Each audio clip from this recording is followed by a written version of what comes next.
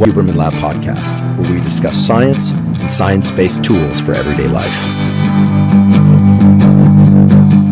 I'm Andrew Huberman, and I'm a professor of neurobiology and ophthalmology at Stanford School of Medicine. My guest today is Dr. Jonathan Haidt. Dr. Jonathan Haidt is a social psychologist and professor at New York University. He is also the author of several important best-selling books, including The Coddling of the American Mind, and more recently, The Anxious Generation, How the Great Rewiring of Childhood is Causing an Epidemic of Mental Illness.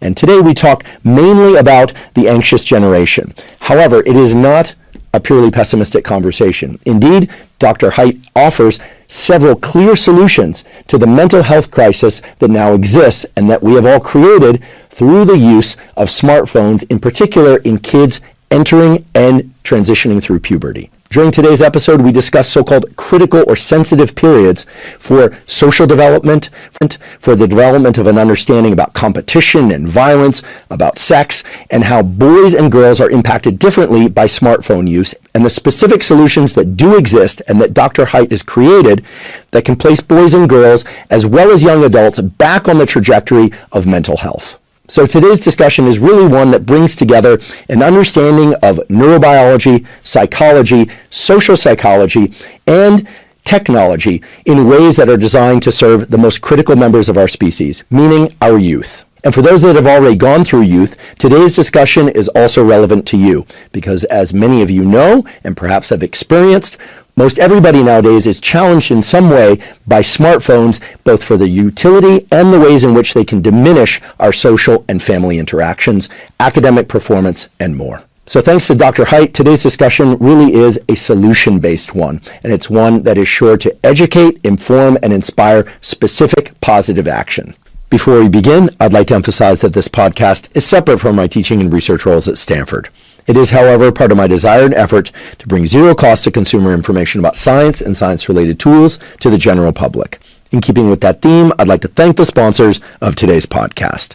Our first sponsor is Helix Sleep. Helix Sleep makes mattresses and pillows that are customized to your unique sleep needs. Now, I've spoken many times before on this and other podcasts about the fact that sleep is the foundation for mental health, physical health, and performance. Now, one of the key things to getting a great night's sleep is to make sure that you sleep on a mattress designed specifically for your sleep needs. And that's what Helix Sleep mattresses are designed to accomplish. If you go to the Helix website and take a brief 2-minute quiz, it asks you questions such as, do you sleep on your back, your side, or your stomach? Do you tend to run hot or cold during the night? Maybe you know, maybe you don't know the answers to those questions. In any case, they'll match you to the ideal mattress for your unique sleep needs. For me, that turned out to be the Dusk Helix mattress. I started sleeping on a Dusk mattress about 3.5 years ago, and it's been far and away the best sleep that I've ever had. So if you'd like to try a Helix mattress designed for your unique sleep needs, you can go to helixsleep.com/Huberman, take that brief 2-minute sleep quiz, and Helix will match you to a mattress that's ideal for your unique sleep needs.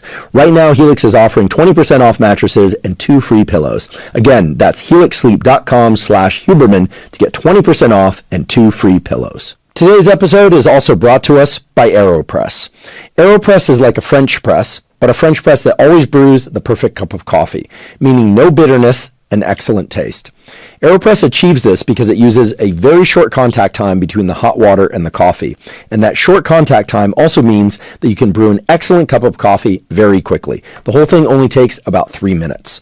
I started using an AeroPress over 10 years ago. I first learned about it from a guy named Alan Adler, who's a former Stanford engineer and inventor. I'm a big fan of Adler's inventions, and when I heard he developed a coffee maker, the AeroPress, I tried it and I found that indeed it makes the best possible tasting cup of coffee. And I'm not alone in my love of the AeroPress. With over 55,000 5-star reviews, AeroPress is the best reviewed coffee press in the world. I'm also excited to share that AeroPress has just released a brand new AeroPress that brews and packs into its own travel tumbler. This new AeroPress, called the AeroPress Go Plus, makes brewing coffee when traveling incredibly easy. The design is really clever. The entire AeroPress unit packs really nicely into a custom AeroPress travel thermos that's small enough that it can fit into your carry-on or any form of luggage. And with it, you can make an excellent cup of coffee anywhere. All you need is some ground coffee and hot water. Indeed, I've even used it on the plane, in hotels, of course.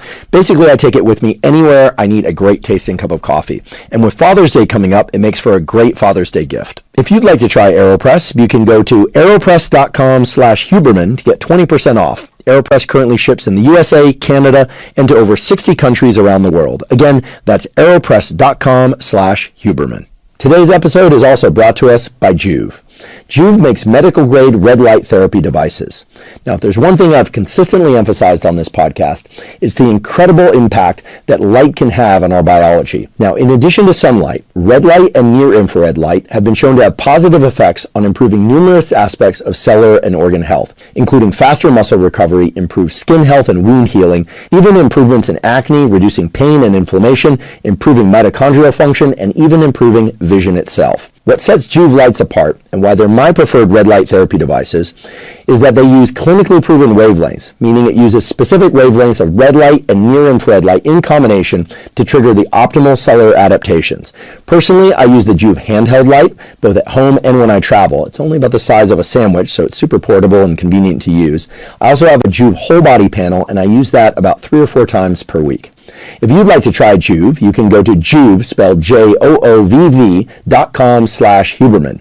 Juve is offering an exclusive discount to all Huberman Lab listeners with up to $400 off select Juve products. Again, that's Juve, JOOVV.com/Huberman to get $400 off select Juve products. And now for my discussion with Dr. Jonathan Haidt. Dr. Jonathan Haidt, welcome. Thank you, Andrew. I'm a longtime listener. I've developed many good habits because of you. Thank you. Thank you. Well, you look very healthy, and delighted to have you here. I'm a longtime fan of your work. I read The Coddling of the American Mind. It's an incredibly important book. The Anxious Generation, incredibly important book. I'll just start off with an easy question, which is, how are we doing as a species? How are we doing as a species?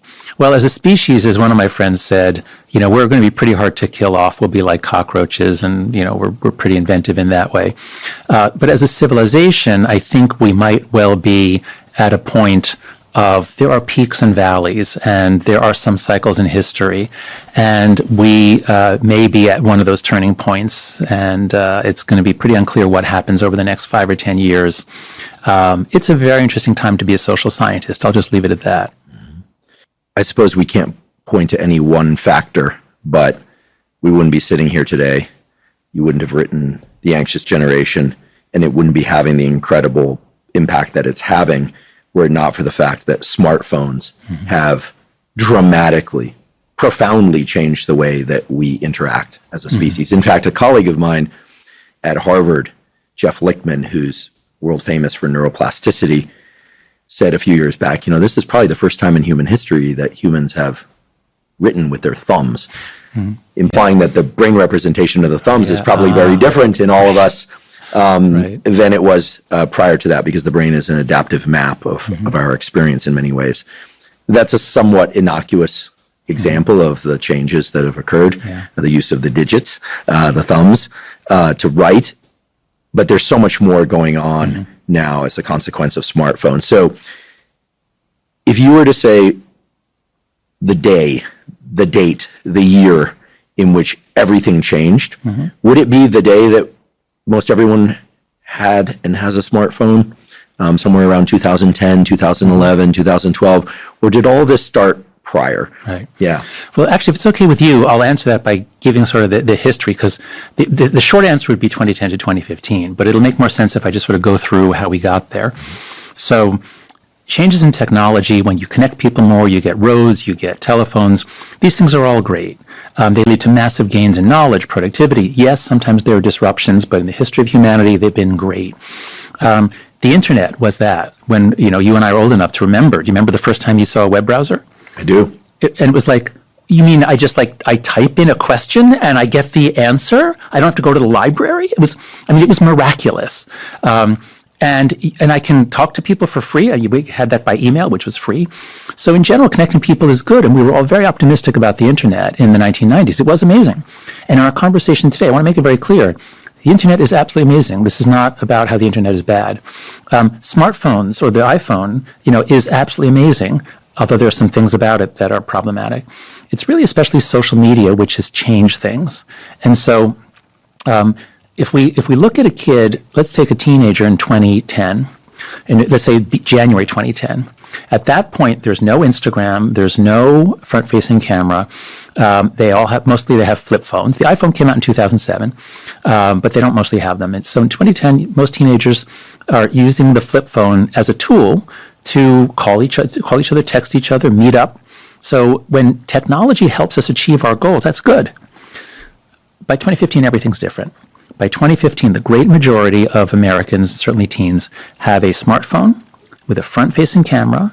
The girls are mostly on Instagram, which was the first social media platform that you had to be on a smartphone for. Everything else was web-based. They have high-speed internet, unlimited texting, and now it's possible to spend 10, 15 hours a day on your phone. Nobody could do that with a flip phone. So I point to that. It's that 5-year period, 2010 to 2015, which I've called the great rewiring of childhood, because it affects everything about what children and teenagers are doing. I can recall in 2010, I was actually in New York City visiting friends. I got my first smartphone, and I recall I was up at 1:30 in the morning scrolling on this thing and thinking, this is unbelievably addicting. Yeah. Nowadays, I think of it less as addicting, but almost like an OCD of sorts. And here I'm not talking about clinically diagnosed OCD, but the interesting thing about OCD is that the compulsions, the behaviors, don't serve to reduce the obsessions, rather they exacerbate them or reinforce them. And in many ways, I feel like smartphone use and social media use in particular is an OCD of sorts. It's not just a habit. It's not just an addiction. It's an obsessive compulsive loop. So it's already a struggle to pay attention. And, ancient traditions have taught techniques to improve your focus, your attention. We're easily distracted. And, so I don't work on my phone very much because I hate to type on the phone and I'm always at a computer. But even for me, sitting at my computer, as soon as the thinking gets hard, as soon as I'm writing, if I'm doing something that requires concentration, some little part of my brain says, I wonder what the weather's going to be, and I go check the weather. Or, did I get any email? I go check I might check my email, probably 40, 50 times a day, and I know that's terrible. So the question is it a compulsion where I feel pulled, I have to check it or something bad will happen? No, it's more like, imagine trying to do your work, imagine trying to be a kid in school, and you have on your desk in front of you, you have your television set, your record player, a walkie-talkie to talk to your friends, a guitar, a painting set, all arrayed in front of you, and your teacher is telling you about, geometry. What are you going to do? Probably one of these things. And so I think the smartphone, with the flip phone, it's a tool. You pull it out if you want to talk to someone, then you put it away. But the smartphone, there's no reason to ever put it away. Talk to us about the scary statistics. There's just no way around this. Yeah. And we will talk about solutions. You offer some incredible solutions in the book, actually solutions that everyone listening and watching can participate in, not just by restriction. And we'll talk about what that means going forward. But where are we at now? And when did we start to see the trend toward diminished mental health, in particular in girls? Yeah. So feel free to hit us with the scary truth. Okay, sure. So let's imagine, so in the US, we have really good statistics based on annual or biannual surveys. There's 3 or 4 big ones that allow us to see what's happened since the 70s. And so what I'd like listeners to imagine a bunch of lines, maybe a line for boys, maybe a line for boys, a line for girls, showing the percentage that suffer from anxiety, depression, or that have self-harm. Those 3 really go together. And imagine these lines, they move around a little bit, but they're actually pretty stable from the 1990s all the way through 2010, even 2011. There's no sign of a problem. On some measures, they're getting actually a little bit better. Because so stable and low? Stable, well, low, if they're around, say, 12, 15% of girls qualify as having had a major depression, that's much higher than we would like. That's a problem, but it's nothing compared to what it is today. So the lines are pretty flat until around 2012. And then all of a sudden, the lines for girls go up like a hockey stick. It's not a subtle thing. It really is. There's an elbow. It's like somebody turned on a light switch in 2012. Now, that's for the American data. Internationally, you see very similar things. It's not necessarily 2012 in other countries. But the girls' graphs are very sharp. The boys are also up on depression and anxiety. They're also way up. Depending on the measure, it's usually, everything is in the ballpark of 50 to 150%. Almost all the numbers are in that range. We're not talking 10 or 20% increases here. For most things, we're talking close to a doubling, especially for the younger girls. The boys' curves, interestingly, are smoother. That is, the boys are more depressed and anxious. But it's not 2012. It actually often begins more like 2009, 2010, and then it just keeps going up gradually. So that's a real clue, which we'll come back to when we talk about the boys' story. A lot of people say, "Oh, it's just self-report." Just the Gen Z, they're really positive about mental health, and they're willing to talk about it. It's a good thing. But the fact that we see the exact same curves, the very sharp uptick for girls, in hospital admissions for self-harm, psychiatric emergency department visits. And we see this in the US, Canada, Australia, New Zealand, the UK, the Scandinavian countries. So something happened across the developed world around 2012. And I keep, Jean Twenge was the first to really raise the alarm. She and I keep saying, well, we can't find another candidate. Nothing else fits the pattern. Oh, and there's actually not just correlational data, there's experimental data too. So we think, of course, look, everything's complicated. Mental health is complicated. If you want to understand why one person is depressed, there are going to be many stories. But if you want to understand why depression rates rose for girls faster than boys all over the developed world, unless someone can find like some hormone disrupting chemical that was suddenly sprayed over Northern Europe and the South Pacific and the US and Canada around 2012, there is no alternative explanation. So we break down smartphone use in these young girls that correlates with and maybe is causal for this diminishment in mental health. There are a number of different variables, right? There's the time spent on the phone. There's the specific content that they're viewing, and that's a vast discussion that we'll get into. There are the social dynamics associated with being on a phone as opposed to in-person interactions. And then there's, and I can't help myself, but as a neuroscientist who trained in the biology of the visual system, there's the effect of looking at something at about 8 inches to 12 inches away from you for much of the day, as opposed to navigating an environment the way that we had for hundreds of thousands of years prior. So there are a lot of features within this thing that we call smartphone use. That's right. There's also the disruption in sleep. Yep. There's additional blue light exposure. There's just so much to it. Exactly. So if we pool all that together for the time being and put in a basket of smartphone use, and maybe we'll pull out each of those variables one by one as we go forward. What are the numbers in 2012 in terms of how much time girls, maybe you can give us an age range, are spending with the smartphone? Was it they got the smartphone and immediately were spending 6 to 8 hours a day on the thing? Yeah. Or has it been gradual? So let's start with the time variable. Sure. Okay, so first, the way you put it is actually very helpful. What I want listeners to imagine, let's say imagine on the left side of a slide. I haven't made this slide, I'm formulating it in my head. Imagine on the left side of the slide a whole bunch of harmful changes. If you're getting less sleep, that's bad. If you're having blue light at night, that's bad. If you're not going out in nature, that's bad. If you are sedentary, so imagine about 15 different things. Oh, if you're being contacted by strange men around the world who want to have sex with you, like that's not good for 11, 12-year-old girls. So there's all these different potential harms, and then imagine all these different potential effects. One of which is depression, and another is anxiety, another is self-harm.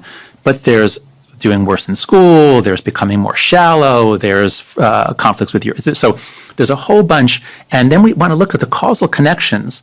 And what I'm trying to draw out is suppose we could quantify the degree to which sheer time, just spending 5 hours a day, does that make you more anxious automatically? Well, maybe a little, but that's probably not the main effect. So there's a gigantic multi-causal network of effects. Now, I have good numbers for how much teens are using these devices and these platforms today. Pew, in particular, has done a great job of tracking changes in this since the 2000s. What we know today from both Pew and Gallup is that young people in America are now spending about 5 hours a day just on social media. Just social media. Mostly Instagram? No, so the huge time suck is the videos. So it's actually TikTok and YouTube are counted in this analysis. They're counted as social media. YouTube is marginally social media. It's more of a general information source. But the point is, especially the short videos are really, really addictive because the time between action and reinforcement is so quick that, as you know, in behaviorism, like that's the key. It's the quick reinforcement. So 5 hours a day, it's a little bit more than that for girls, a little less for boys, just on social media. 35 hours a week of strange stuff coming in from random weirdos on the internet. Imagine letting your kid import 35 hours. Then you add in everything else, video games, everything else you do on a smartphone.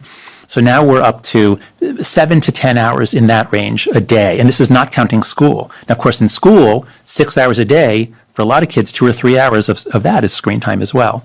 So that's why I say kids used to have a play-based childhood. Play is the basic thing mammals do.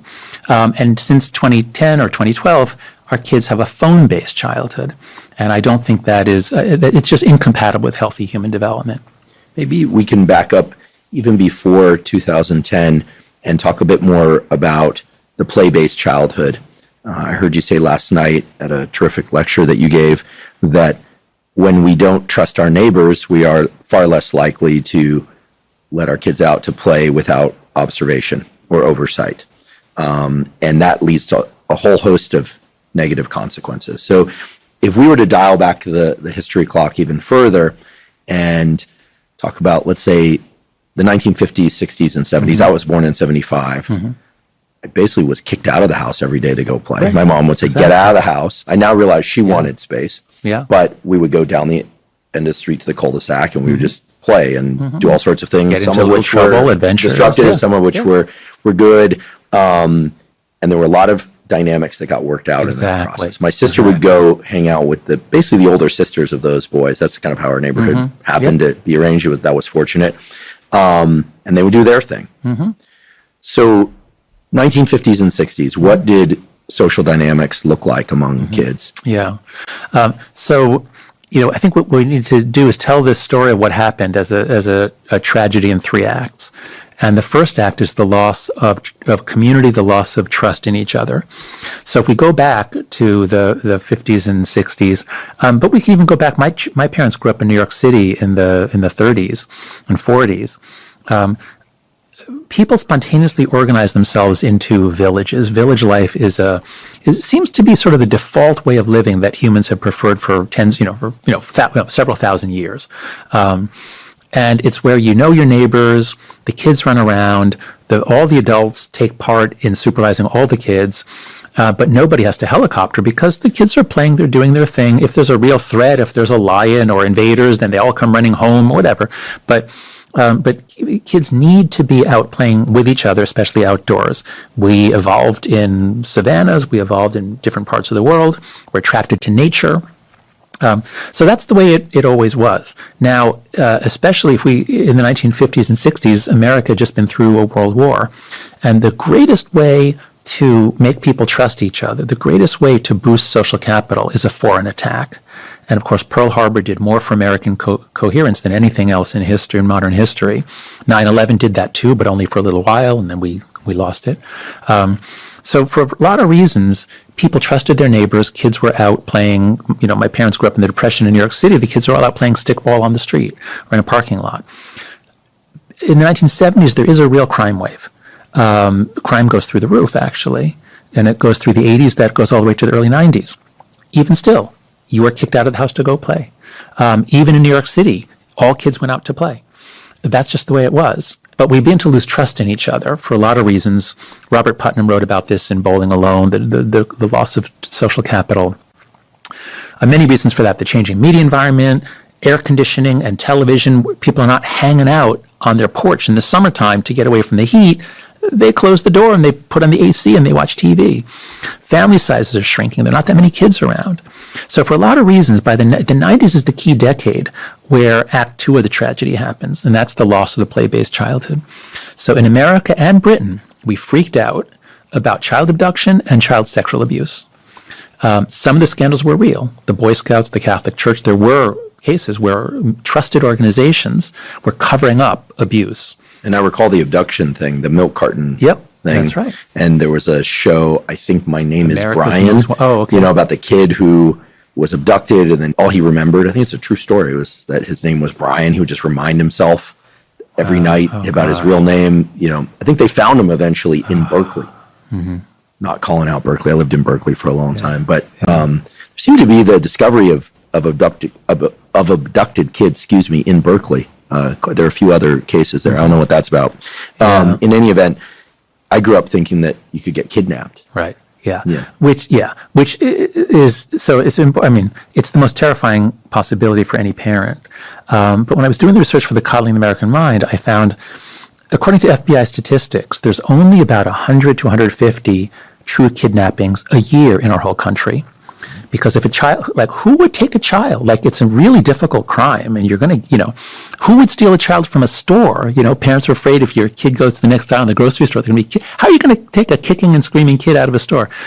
And yet, sorry to interrupt, but the show America's Most Wanted, I believe, was hosted by a guy whose kid was abducted and eventually found dead. Exactly, Adam Walsh, that's right. Right, so there was this propagation of this fear. No, that's right. It happens. One of the deepest fears of any parent I can to imagine is that. That's right. But the point is that these crimes are extraordinarily rare. It's almost always the non-custodial parent who takes a kid. It's a family member because there's a fight within the family. So we fear the wrong things. We're terrified of kidnapping. But locking our kids up, overprotecting them, has spiked the suicide rate so much that the death toll is vastly higher from the extra suicides than it would be if we could completely wipe out kidnapping, which again doesn't. But the availability heuristic we say in psychology, if it's visible, if it comes to mind easily, then people will freak out about that, and that's why people sometimes are afraid to fly in a plane. They think a car is safer. So for a lot of reasons, we freak out in the 90s. We stop letting our kids out. We think they must always be supervised. So that's Act 2 of the tragedy. And as that act is happening, we're keeping our kids inside. And guess what?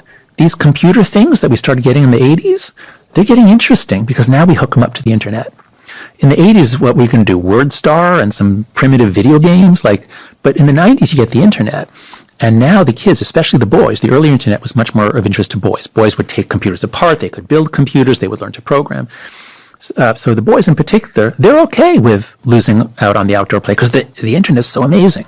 And nerddom started to become cool. Yes. Geeks, Revenge of the Nerds, Steve Jobs, and Steve kind of, and I know because I grew up in Palo Alto, see Steve downtown, he had this, wasn't really like rock star persona, but he kind of, weaved back and forth throughout. So he was an icon, kind of like a, counterculture guy, but then he was into design and computers. Right, but he was still really geeky. Like the fonts were lame. He brought beautiful fonts to it. He started bringing the aesthetic forward. And then, of course, girls and women got involved in computers more. Yes, although it only really evens out once you get social media. Boys are more interested in things and mechanics and systems. Girls have a more evolved and elaborate mental map of social space. They're more interested in social relationships. So once you get social media, that attracts the girls more, and then it becomes pretty even. That all boys and girls, they're just incredibly attracted to the internet and things on the internet. But that sets us up for Act 3, which is the great rewiring. That's the arrival of the phone-based childhood that we just talked about between 2010 and 2015. That's when everything changes. As many of you know, I've been taking AG1 for more than 10 years now, so I'm delighted that they're sponsoring this podcast. To be clear, I don't take AG1 because they're a sponsor. Rather, they are a sponsor because I take AG1. In fact, I take AG1 once and often twice every single day, and I've done that since starting way back in 2012. There's so much conflicting information out there nowadays about what proper nutrition is. But here's what there seems to be a general consensus on. Whether you're an omnivore, a carnivore, a vegetarian, or a vegan, I think it's generally agreed that you should get most of your food from unprocessed or minimally processed sources, which allows you to eat enough but not overeat, get plenty of vitamins and minerals, probiotics, and micronutrients that we all need for physical and mental health. Now, I personally am an omnivore, and I strive to get most of my food from unprocessed or minimally processed sources. But the reason I still take AG1 once and often twice every day is that it ensures I get all of those vitamins, minerals, probiotics, etc. But it also has adaptogens to help me cope with stress. It's basically a nutritional insurance policy meant to augment, not replace, quality food. So by drinking a serving of AG1 in the morning and again in the afternoon or evening, I cover all of my foundational nutritional needs. And I, like so many other people that take AG1, report feeling much better in a number of important ways, such as energy levels, digestion, sleep, and more. So while many supplements out there are really directed towards obtaining one specific outcome, AG1 is foundational nutrition designed to support all aspects of well-being related to mental mental health and physical health. If you'd like to try AG1, you can go to drinkag1.com/Huberman to claim a special offer. They'll give you 5 free travel packs with your order, plus a year's supply of vitamin D3 K2. Again, that's drinkag1.com/Huberman. Okay, so we've got 3 acts, all of which are tragedies. Yep. Loss of community. Right. So community and trust is down. That's right. Which then makes us not, then Act 2 is we take away the play-based child because we're so afraid because we no longer trust our neighbors. And then Act 3 is as long as the kids are inside and on computers already, oh, well, now just a smartphone and a tablet. These are just cooler computers. Nothing wrong with that, right? And that's what we thought early on. In the early 2010s, we thought these things were miraculous. Oh, if my kids use them, maybe they'll be the next Steve Jobs. Maybe they'll be really technically sophisticated, we thought. And it's not true. And now we're in this third act of the tragedy. You touched on some of the male-female differences. Mm-hmm. Maybe you could talk about those a little bit more. So you said girls tend to focus more on social dynamics, mm-hmm. boys more on systems. I've heard you say that the boys in general veer toward more, for lack of a better way to put it, more on the spectrum type behaviors. Mm-hmm. Could you elaborate on that and how it impacts online use and the particular sites that they tend to gravitate towards, and then on the other side for girls? Mm-hmm. Yeah, the one of the psychological traits that is the biggest differentiator between boys and girls and between men and women, let me state clearly, the sex differences in ability are generally pretty small and they're few and far between. Sex differences in interest are all over the place, and they're often very large, and they're true across cultures, and some are true across species. It's what do you enjoy? And so, and here I'm drawing on the work of Simon Baron-Cohen, who's the cousin of Sacha Baron-Cohen in the UK. And Baron-Cohen's work on autism shows that because of prenatal effects, prenatal testosterone changing the body, changing the brain, we all start off as girls in utero after conception, but then the 10th week of gestation, if there's a Y chromosome, it triggers a little bit of a testosterone, which then makes the testes develop, and then that creates testosterone. And all of this, the effect on the brain appears to be a shift away, a little bit away from empathizing. In Baron-Cohen's terms, you can either be a high empathizer or you can be a high systemizer. Systemizers are people who love subway maps and they pick them up quickly, and they like programming and they like to see how systems are related. It's possible to be high on both, but most people are more one way than the other. So once you see that, now you can understand why this amazing new internet drew everybody, but it drew the boys and the girls to different parts of it. And so, a metaphor that I've started using these days, actually I did get this from Yasha Monk, has a great book called The Identity Trap. And Yasha points out that a trap has to have bait in it that's attractive. There has to be something that makes the creature want to go into the trap. And then once they get the bait, there has to be something that prevents them from leaving. That's what a trap is. And in this case, if you want to catch a girl, don't show her like the operating system of a computer. Don't show her war games. Show her what Maria just said about Julia, or what Julia just said about her. Do you want to know? Of course you want to know. And everybody does, but girls more than boys, they want to understand the social dynamics. So the girls go rushing into Instagram, where everyone's posting photos of themselves, of other people, of the party they were at. The girls go rushing into social media in general. Instagram, Pinterest, and Tumblr were the 3 big ones that girls went into in the early 2010s. And then once they take the bait, they can't escape. Because now that everyone is talking on Instagram, let's say, if you leave, you're alone. You're not going to talk to anyone. So that's how you trap girls, and that's what happened to girls. How do you trap boys? What are the things that boys most want to do? If you let them do whatever they want, what are the 2 things that really attract them? One is war, and the other is sex. So if you say, do you want to watch a movie that has violence in it? Or do you want to watch sports, which is play war? Boys are more likely to say yes. Or play a first-person shooter game. Exactly, that's right. So it's hunting and it's war. And if you can simulate that, when I was a kid, there was the beginning. I remember playing Seawolf, like you shoot torpedoes at a boat in the distance, and it was very primitive technology. Or even Battleship. Yeah. Oh, that's right. Even Right. Battleship. That's right. That's right. That was a big deal. Yeah, that's right. These little plastic boats. That's right. Yes, sinking somebody else's battleship Yeah. by intuiting where the location of their ships were behind a wall. It was so satisfying to sink somebody's battleship. So boys really want to play at war. And I really learned this when I was 30. And I have a group of buddies from college, and we get together once a year.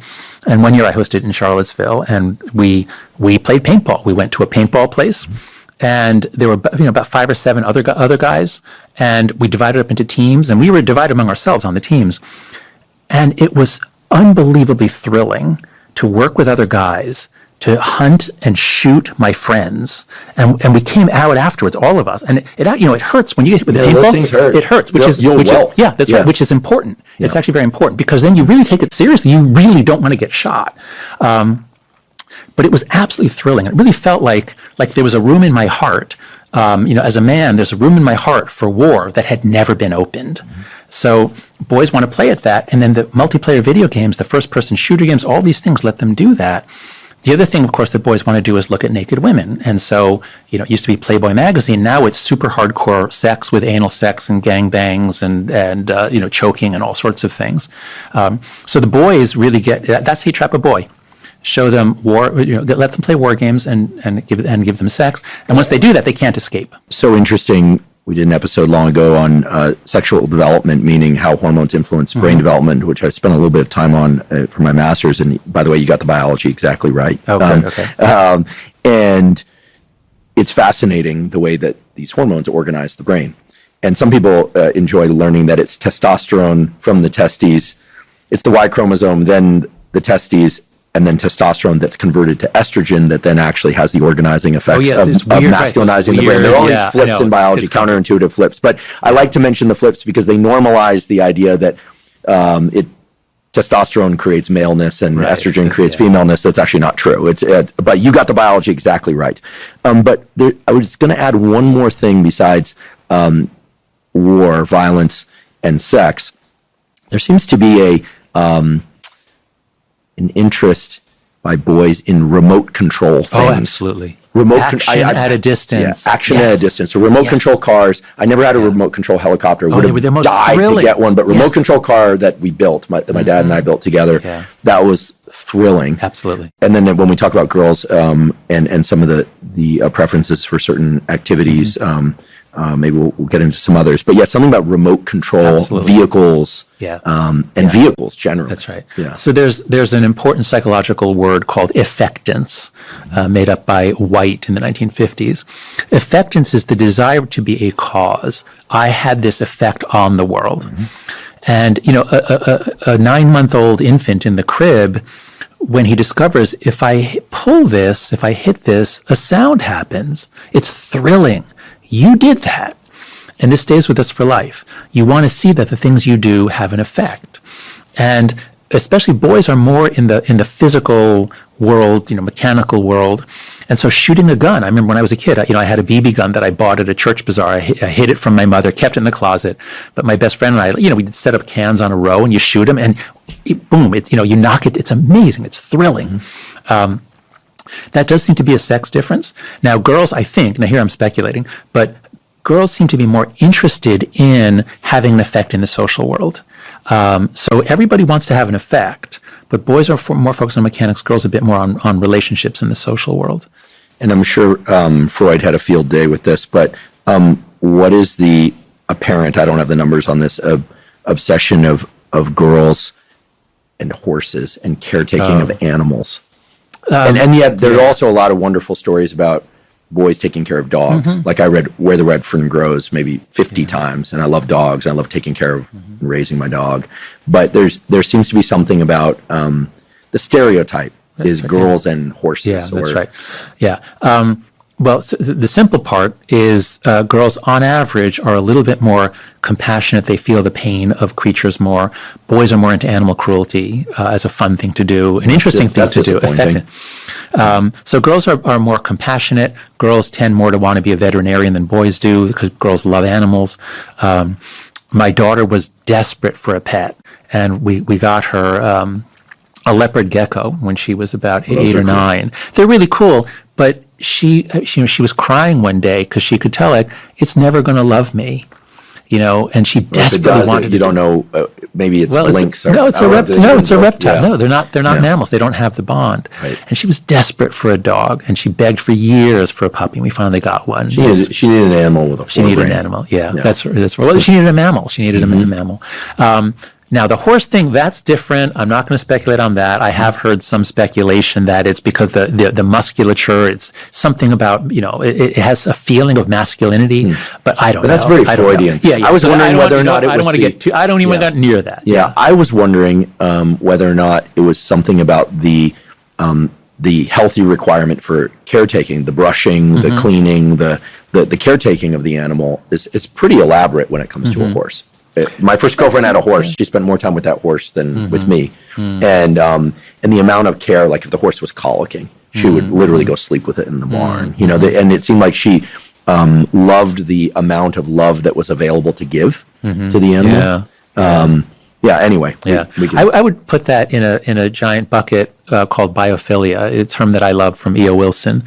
Just that our species, we evolved in nature. We evolved with relationships with animals, and we crave it. We seek it out. We can fall in love with animals. We have relationships. So I think it's a healthy part of life. And again, it's another area where a phone-based childhood just takes you away from all of that. It's interesting, this difference between systems and relationships. I was obsessed with aquaria. Still am. I love aquaria. I love freshwater tanks. Aquascaping is something I plan to get back into at some point soon.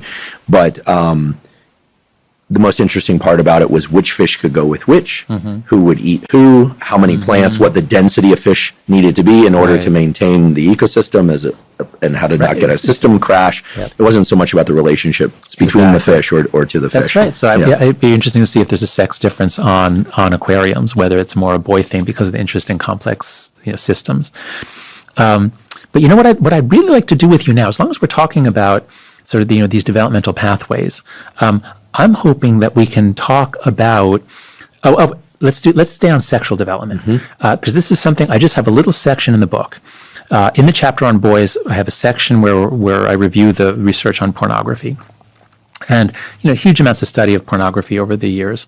But the hardcore pornography, high resolution video, boys watching it for many boys. Well, a large number of boys are go every day to pornography sites, often more than once a day. So I'd love to hear your thoughts on how that would, how is that going to change sexual development during puberty? A boy who starts, let's say, at age 12 or 13 and does it for 10 years. Could we expect that boy will be different when he's 22? His dating life will be different. Tell me what you think is happening there in the brain and socially and hormonally. Sure, absolutely. And I'm not going to demonize pornography, nor am I going to celebrate it. All I'll say is that my understanding of the dopamine reinforcement system, and I like to call it a reinforcement system as opposed to a reward system because people generally think that dopamine and dopamine hits relate to pleasure. But dopamine is more of a motivator. As a neuromodulator, it creates a kind of an agitation state that puts us in a state of focus and foraging to resolve some gap between how we feel and how we'd like to feel by seeking things like sex, like food when we're hungry, like warmth when we're cold, like cool when we're too warm. It's a universal currency of pursuit, of craving and wanting as opposed to having. Dopamine does a lot more than that. And other neuromodulators are involved in wanting and craving, but dopamine is central to that.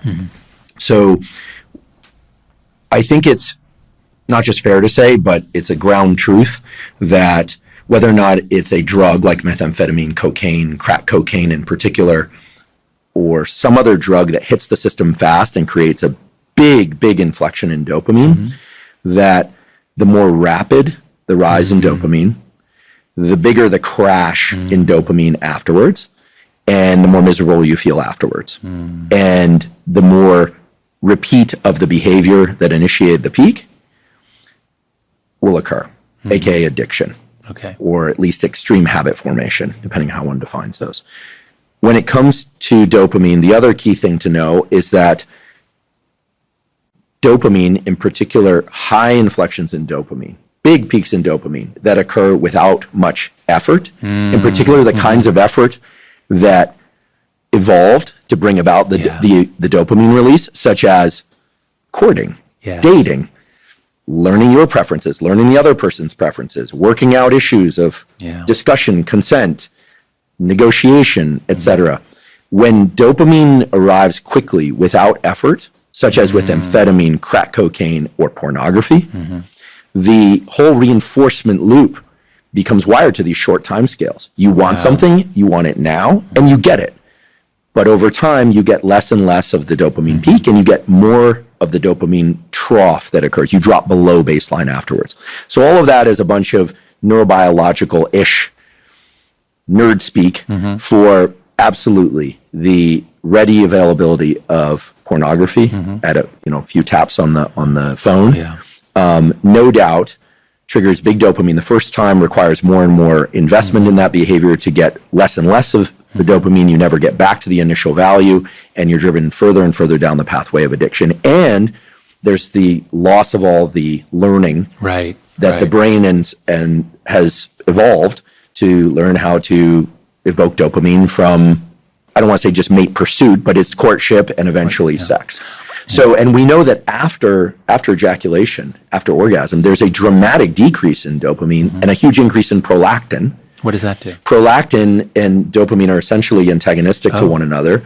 It creates states of quiescence, calm. It's thought to facilitate pair bonding by keeping mates near one another, smelling one another, sharing pheromones. In fact, there's something called the Coolidge effect we could talk about. The sort of classic Coolidge effect. There are these effects that have to do with the inverse relationship between dopamine and prolactin. But with pornography, assuming that boys are masturbating to the pornography and they are doing that to the point of ejaculation, then they're getting this kind of quiescence of the system. They're feeling lethargic, relaxed, maybe depending on their age or their motivation, they're doing it again and again. But neither the dopamine nor the prolactin are being devoted to anything about courtship and pursuit, nor is it, in the case of prolactin, related to anything related to pair bonding. They're just sitting there with their computer in their room. And of course, this occurred with pornography, as you mentioned before, classic pornography. But when I was growing up, if somebody had a Penthouse or a Playboy magazine, they would often stash it for whatever reason behind a business or something, so no one would get caught with it. And then you go there like a library. It was like a thing you go, and it was in places where, this is getting a little weird, but where people didn't use the pornography there. I think they remembered it perhaps. But they weren't spending a ton of time with it, and they weren't taking. In fact, there was an unspoken rule: you didn't take it with you. And this is kind of most kids' first exposure to pornography, or their dad had a Playboy magazine or something like that. So I hope I described the landscape of the biology well enough, but the short answer is absolutely creates major problems in the dopamine reinforcement system. It's training the dopamine reinforcement system for fast reinforcement and diminished reinforcement over time, and none of it translates to the real world. It's not just the content. So I guess what we're getting at here is it's not just what they're seeing as so extreme, and that's an issue, clearly. It's also the whole process takes, minutes. That's right. And it can be repeated over and over, depending on the refractory period of a young man. As opposed to real world dating and relationships, which takes effort and it takes learning. There's hardly any learning in the use of a drug like methamphetamine or cocaine about how your dopamine system works. Unconscious learning. There's hardly any, if any, learning about sex and courtship in pornography. And it's also training the dopamine system, the whole motivational system around sex, to be observational as opposed to participatory. And I hear a lot, because I'm in the wellness health space and I'm a man, guys reach out by direct message, hey, listen, they'll reach out that they're having real issues with erectile dysfunction, with anxiety. And these things always existed, but there was a kind of a learning, a communication, hopefully some, slow your breathing down and communicate and kind of get back to a place where you're more comfortable.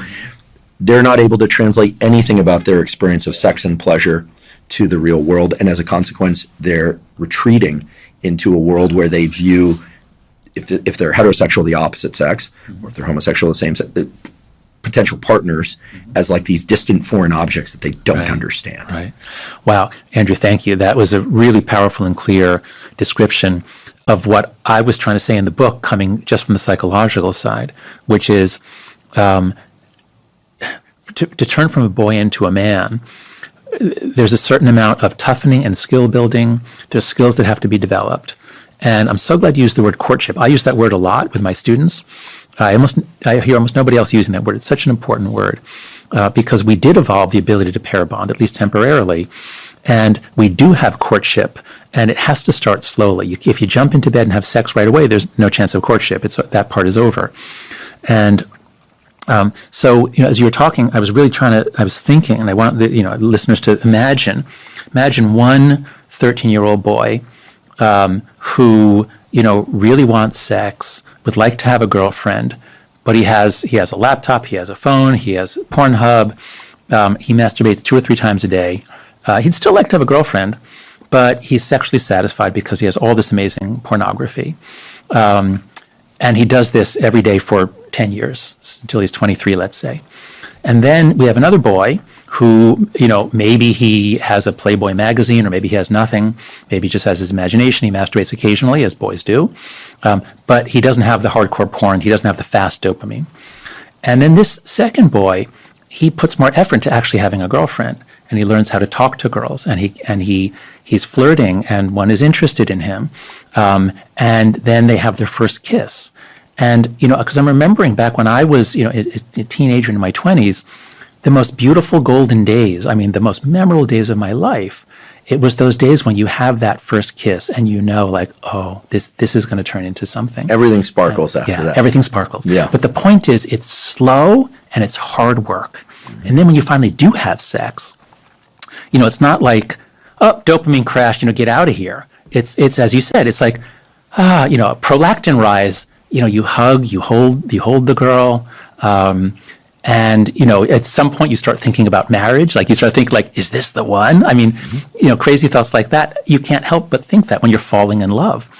And at NYU, I teach an undergrad course, and I also teach an MBA course. Now, the MBAs are all on the dating apps. They're in their late 20s. They're all on the dating apps. The undergrads, some of them are on dating apps, but they're 19. They're mostly dating in their circles.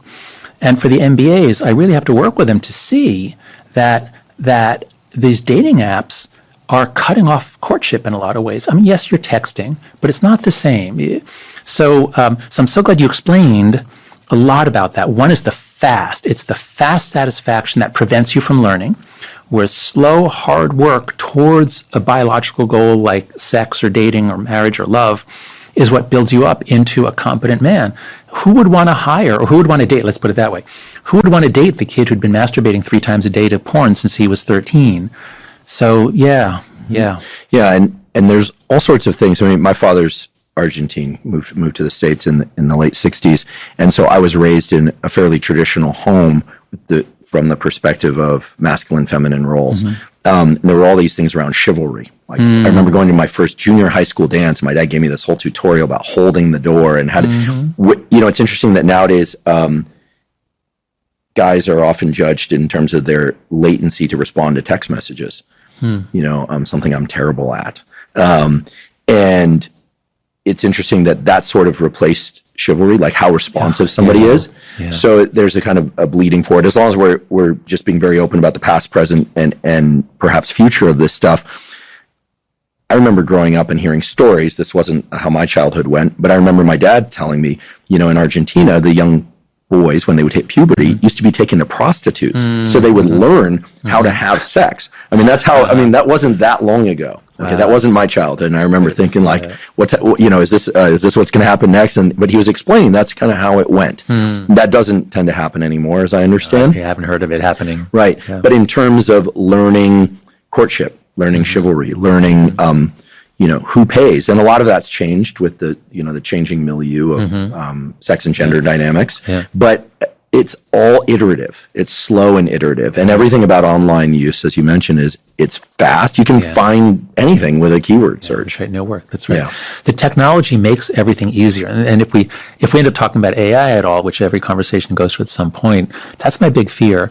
That AI makes everything easy. Now that's great for us adults when we have 50 things we want to do. If I can give 30 of them to AI, that would be great.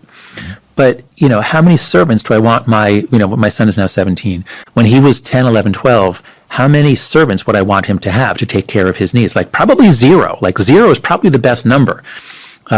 But with porn for the sexual drive, with multiplayer video games for sports or competition, that's right. Our kids they're not learning or developing, and this is why. I work in a business school. I talk to a lot of people in the corporate world, and I always ask them, how's it going with your Gen Z employees? I've never heard a good word. I've never heard, oh, they're great. They're often people just surprised at how they don't take initiative. If something is broken, they don't fix it. They want to be told what to do. They don't have the confidence. They're very anxious. So I'm not ragging on Gen Z. I'm saying we blocked their development. We prevented them from having millions of experiences of social interaction, of challenge, of failure, of fear, of thrill. And then when they reach their early 20s and they're employed, employers find there's something lacking. So it sounds to me like boys on smartphones, or sort of in this 2010 period forward, are getting this kind of hyper stereotypical male experience. First-person shooter games, pornography. Girls are getting this hyper stereotypical female experience, relational, highly relational. But there are certain dynamics that are missing, or certain components that are missing. Yesterday, I heard you mention something very, very interesting to me, which is that in both groups, it seems conflict and any kind of friction is not being resolved among the participants, but there's this sort of looking outward for some rule or policy, law or oversight to come in and intervene. Yeah. Could you talk a little bit about this? This relates in an interesting way to cancel culture. Yeah, that's right. That's right. I would love to learn more about this. Sure. So aggression is a part of human nature, as is cooperation. And they kind of have to go together. To make it in this world, you have to be able to play politics. You have to have friends and allies. You have to stand up for yourself. You have to push back sometimes, but you have to learn to bury the hatchet. And if you grew up with siblings, you're fighting every day and you're cooperating every day. It's a very important practice. And if you're playing sports outside with a bunch of kids in the neighborhood, you're making the rules every day. And then part of what's important when kids are playing is the infractions. The play stops. People come together. That was out of bounds. No, it wasn't. You pushed me. No, I didn't. And then everybody gets practice playing judge and jury. Because everyone wants the game to go on. So they're very motivated to work it out. You have to accept the judgment. What are you going to do? Storm off and go home to protest? Then you look like a loser and you don't get to play anymore. So natural play with no adult forces the kids to learn social skills that are essential for democracy. How do we make rules together? Just us. How do we decide how we're going to govern ourselves? What do we do when it looks like someone violated a rule? Well, we're not just going to kill them. We're not going to expel them. We have to have a way of going on with the play. So these are such crucial skills for social development, for boys and for girls. And kids always learn to work that out. But what happens when the boys are growing up on video games, there are no disputes. There can't be a dispute because the game, the software basically manages everything. There's no out of bounds or anything. So the play is missing a lot of the key skills. Now, how are conflicts resolved? Well, on social media, instead of like a conflict that two girls might have had, just the two of them, or with like a group before, where it could get worked out very, very quickly, it's somebody posts something indirect. Maybe it's an indirect criticism, and someone takes it in a way. Maybe it was intended that way. Maybe it wasn't. But before you know it, it's accelerated. People are taking sides. It could blow up. You don't know how big it could get. It could be the whole school now gets drawn in. This is terrifying. So a really important idea about play is what's called low-stakes mistakes. So if you make a mistake while playing soccer with your friends, no big deal. Like, it's a foul, redo, whatever it is. But if you make a mistake on social media, it could blow up to the point where you are now a laughing stock. And when especially in middle school, when a kid is a laughing stock, when everyone's laughing at them, that is likely to trigger thoughts even of suicide. Shame makes us want to disappear. And we're putting our kids need to be immersed in small groups of other kids that are stable, somewhat stable over years. That's the healthiest environment. But instead, we're mixing them in with potentially gigantic groups, including strangers and people who are not engaging their normal empathy skills, but are being performative, judgmental, judging in order to be liked by others. So it's just an inhumane It's an inhuman world in which to raise kids. And this is part of my point about the Great Rewiring. In 2010, American kids still had a recognizably human childhood with a lot of time together with other friends. But that plunges in the 2010s to the point where now childhood is largely happening alone on a screen. I'd like to take a brief break and acknowledge one of our sponsors, Element. Element is an electrolyte drink that has everything you need. That means the electrolytes, sodium, magnesium, and potassium in the correct amounts and ratios, and nothing you don't, which means no sugar. Now, I and others on this podcast have talked about the critical importance of hydration for proper brain and body functioning. Even a slight degree of dehydration can diminish cognitive and physical performance.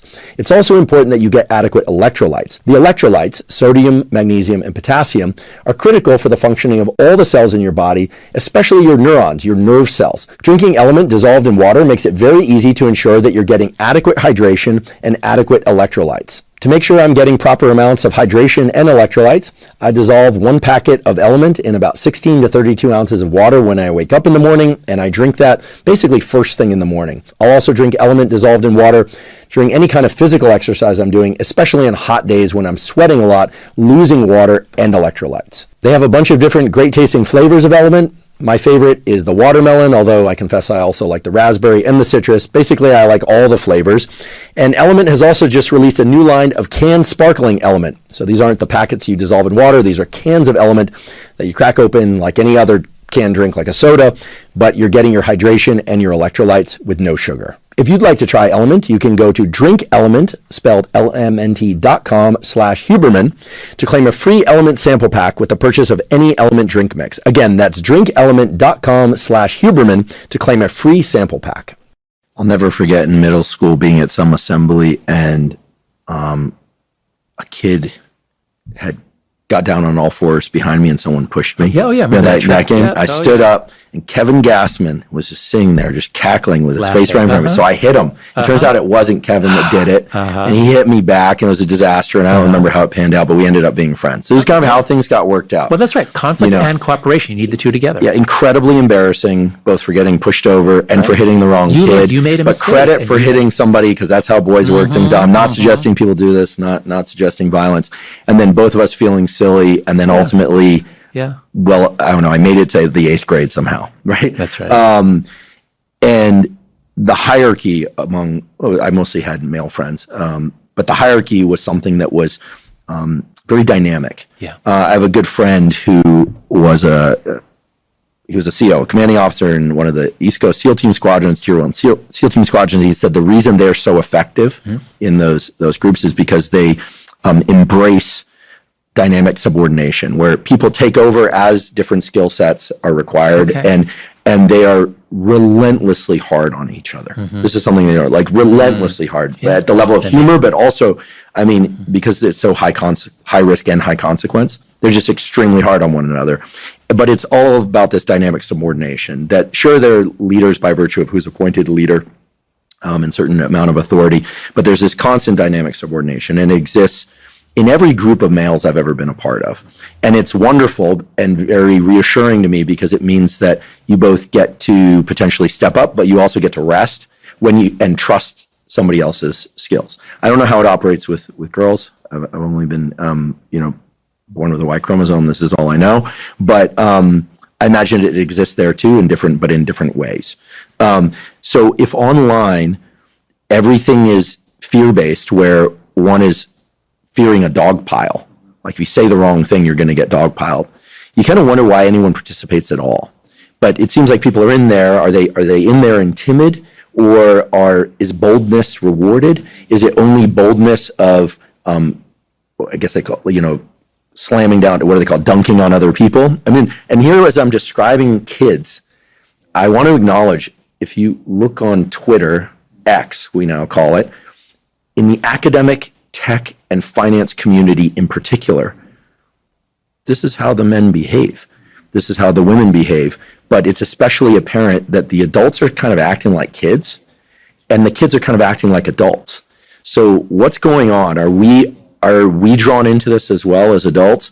And are we modeling this, or is this just social media pulling on these strings of deep evolutionarily conserved wiring? Yeah. Well, so first, let's not be too sort of monochromatic about social media. There is a lot of humor. There's a lot of jokes. There are a lot of funny cartoons and videos and learning. So there is good stuff mixed in, and even the bad stuff is entertaining in the way that looking at a car crash or a dead body is entertaining. It draws the eye. So young people are very interested, and us adults too are very interested. It draws us in, but then yes, it certainly changes our behavior. Now, actually, there's some research on trolls. Is it that whenever you go on Twitter, you become a jerk? And actually, no. It seems more that what happens is there's a small number of men, always men, who have a personality disorder. They like to be jerks. They like to get a reaction from people.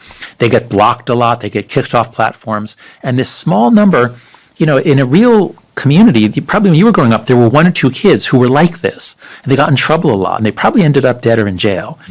But online, this, suppose it's 1% of men. 1% of men are psychopaths. So suppose it's this 2% of men, let's say, who are jerks like this. Well, online, that's who we all see. So in part, it's that the online world super empowers extremists and jerks. It's also that in the online world, everyone is feeling performative. Everyone is, you might, even if you're making a joke, you have to think 3 steps ahead. How will it be misinterpreted? So a metaphor that I have in my head whenever I'm online is it's really just like being on thin ice. Like, you can have fun on thin ice. It's not all bad, but you're kind of always aware that you're in danger. Whereas when you're hanging out with your buddies, your good friends, you feel totally safe. And if you accidentally insult one of them, it's like, oh, sorry, yep, you're right, I'm sorry. And as followership increases, the ice gets thinner. Yeah, that's right. That's right. The higher they go, the harder they fall. And then a lot of people want to see your fall.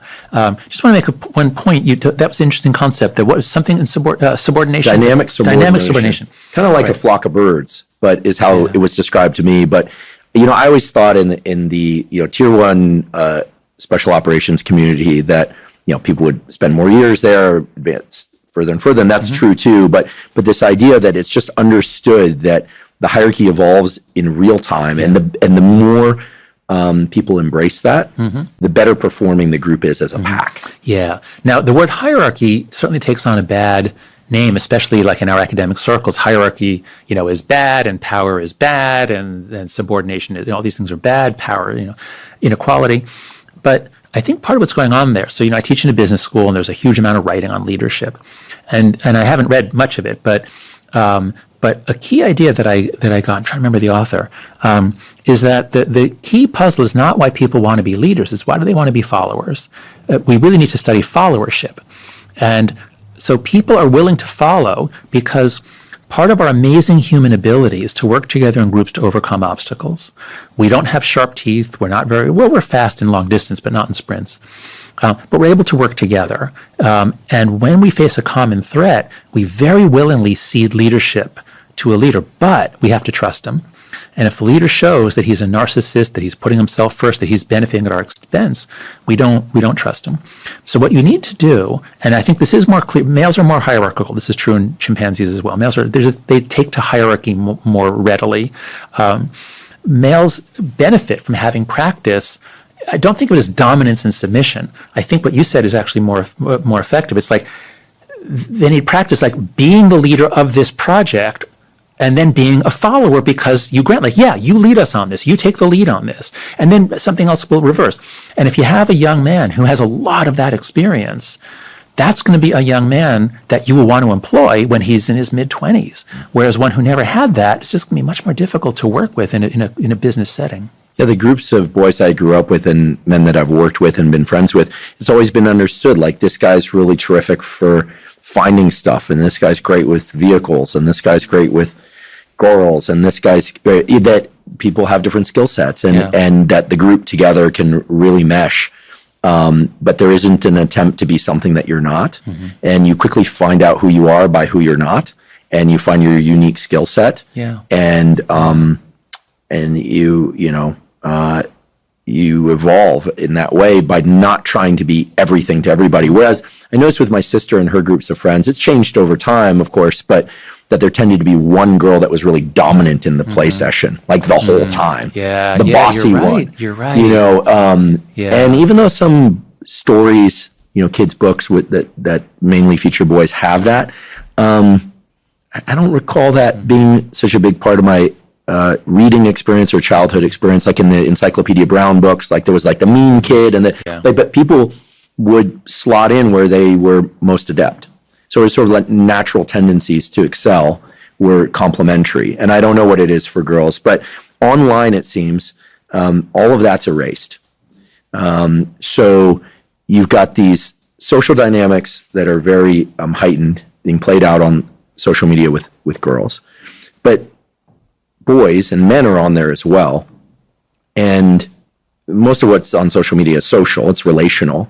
So are boys and men being drawn more toward those sorts of interactions, and how well are they navigating those interactions? Yeah. Is it common for boys to make big mistakes online and then be shunned as a consequence? Yeah. Or is this more common in females? That's a good question. Life online is performative. For girls, a much bigger element of the performance is perfectionism about the image. So girls spend a lot more time choosing a photograph, editing a photograph, making sure everything's perfect. Whereas guys, you know, like I literally don't notice if my socks don't match. My wife has to tell me your socks don't match.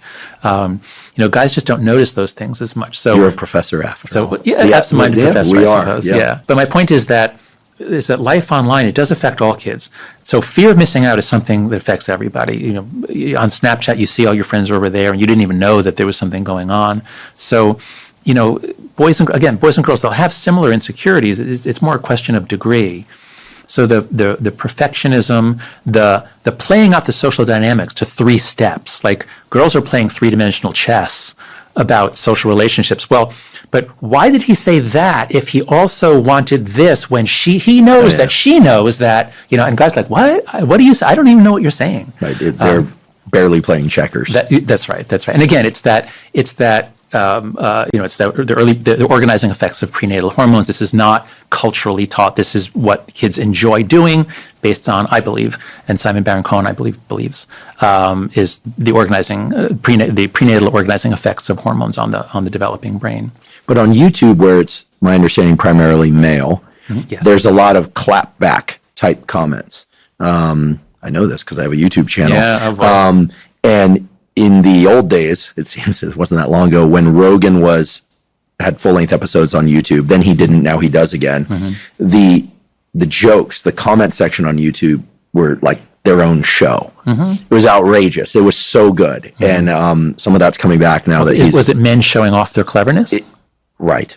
I mean, like, for instance, you might be familiar with Jocko Willink, this sort. If you had to draw a Navy SEAL, you draw Jocko. Kind of looks like modern day General Patton, right? And there's this whole category of jokes based on Jocko, who I think actually has risen to prominence in the online culture because he's sort of like the football coach that most young males never had. He's a guy that's going to tell you what to do, when to do it, and do it even though you don't want to, and just do it. And you trust him. He's a very trustworthy guy, as it were. And he's a warrior, and he has all the credentials, et cetera. But there's this whole category of jokes, like, when Jocko was born, the doctor looked at his mother and said, "It's a man." Or when Jocko left for college, he looked at his father and said, "You're the man of the house now." Jokes like that. There are tons and tons of these, right? Yeah. So there's this whole. So that's very YouTube-ish male type humor. Yeah. It's one hit, it's done, it gets a ton of likes, and it propagates. Yeah. None of this 2 or 3 chess moves down the road. That's so it's very clap back sometimes, or in that case, building up Jocko, who doesn't need any more building up, but people do it anyway. So things of that sort. So I'm interested in the nuance here because you're telling me that girls are killing themselves more. They're depressed. Well, their increase in suicide is larger. Boys have a much higher suicide rate. So, many more boys die from suicide because they pick more violent means. That's one of the major reasons, and that's especially true in America where we have so many guns. Okay. Boys tend to use a gun or a tall building or a bridge, whereas girls tend to use pills or cutting their wrists. And the great majority of girls' suicide attempts don't lead to death. Yeah. So most of the issues with girls and online use, social media, it's sort of, it's despair. It's at home, anxious, sad about self-critiquing, this kind of thing. I mean, you tell me there's a huge, and I believe you, that there's a tremendous increase. I mean, it's a hockey stick-like function. Yeah. When we're looking at essentially capturing the tip of the pyramid in terms of like extreme social interaction. So I'm not being very, very clear here. We have these neural circuits that evolved for social interactions that are more heightened in girls. They're getting much more of it faster. Yeah. And the consequences are no less and probably even more severe than they used to be, but it's still shunning, shaming, self-attack, and anxiety, depression, etc. In boys, the neural circuits that we're talking about are related to sex and violence. Those evolved over hundreds of thousands, if not millions of years, and those are heightened. So we're sort of capturing the extremes of these neural circuit functions. I'm looking at this through the lens of a neurobiologist. No, this is great. This is where it seems we're running into trouble, because the iceberg below all of that, the portion of the iceberg below those peaks of behavior and interactions, like none of that's happening. There isn't it's all happening faster, it's more potent, and the consequences are more severe. That's right. I think there's a good analogy here to junk food, where I've heard junk food or a cheeseburger described as a super stimulus. And ice cream is a super duper stimulus. It's got fat, it's got sugar. Right, and a cheeseburger with a milkshake, and the milkshake has candy in it. Yeah, ice cream. And then you get a toy. Yeah. And they're playing music. I mean, that's a dopamine bath. That's right. Yeah. So if we think about life in the presence of junk food, if you raise your kids with junk food, you're going to have all kinds of metabolic problems, developmental problems, obesity, all sorts of diabetes, all sorts of terrible things. Now, if you have a normal development and then as an adult you indulge in more junk food, it's not good for you, but it's very different than being raised on it. The developing brain, the developing body are much more sensitive, and so the way you just put it before, it's like these evolved motives. You super satisfy them with these overwhelming, quick, easy hits. It may not be so bad for an adult. We can choose to have, pay for sex. We can choose to, eat a cheeseburger and a milkshake. But it's very important for kids. We have to see the genes don't have that much information in them, but they start the brain developing, and then the brain has to sort of find its way. The neurons have to find their way, guided by local signals, how to develop. And then the child has to kind of find its way through its culture, getting a sense of how do I behave here, and who am I, and how do I relate to people. And it's all a very delicate process that has to be drawn out over many, many years. Everything about us develops slowly, especially compared to other animals. And if you intervene in the developmental process and say, hey kid, you want the end point? Without the journey? Here you go. Take it. You're cutting off development. And that's, I think, that's what the phone-based childhood is doing. Well, here's my concern. There is a reality to these things we call critical or sensitive periods. Yes, let's talk about that. Critical periods implies that it's open and shut, and they're actually sensitive periods for language learning, for brain plasticity. And the general contour of this is passive experience up until about age 25 dramatically shapes the maps in the brain that we have of social relationships, of the visual world, the auditory world. I mean, there's just so much data to support this in animals and humans. Then after about age 25, you can pry open the underlying neurobiological mechanisms for neuroplasticity, and you can rewire your brain, but it takes a hell of a lot of effort and or pharmacology to assist, which is part of what the excitement about some of the psychedelic therapies are about. Because, and I'm not suggesting people just run out and take psychedelics, but they can foster change. They can foster change, and they're either neuromodulators or they stimulate the massive release of neuromodulators like dopamine, serotonin, mostly serotonin and dopamine, when we talk about psilocybin and MDMA, LSD, etc. But the plasticity needs to be directed, so just taking the drug doesn't do it on its own. Okay, so leaving that aside, what do we know for sure? We know that as the brain progresses from age 3, 4, 5, 6, 7, there are milestones that have to be met. And in general, if a kid makes it to high school age or college age, regardless of whether or not they go to hopefully they do and graduate high school or college, there's a a set of milestones that they have to reach. The circuits are going to develop one way or another. The question is, what are the thresholds under which dopamine is released? Well, I would argue, and I'll go on record saying that if a kid watches a lot of intense, high potency, violent porn, and that becomes his dopamine stimulus, well, then other stuff probably won't do it for him. Whereas if there's a variety of experience or more, let's just say subtle, dare I even say healthier, right, stimuli, then the dopamine system around courting and sex is more varied. It's more of at least more of a buffet, and hopefully a healthier buffet, right? Yeah. Again, no judgment here of different proclivities, but here we're talking about the wiring of neural circuits. Same thing with food. If one grows up on highly processed, very, very tasty food, for a while, fruits and vegetables in their pure form, meat and fish in their plain form are boring. It does not evoke the same reinforcing property. And earlier I forgot to mention why I prefer the word reinforcing as opposed to reward, because reward evokes this idea of the thing being the reward. But the reinforcement is a verb. And so as a verb, it brings the mind to the fact that these circuits are like they're churning in the background there. It's not just about getting the thing. It's the underlying biology that gets you there. And so I think that where I'm very concerned is that we've now got, millions and millions of kids, boys and girls, whose neural circuits were wired up wrong.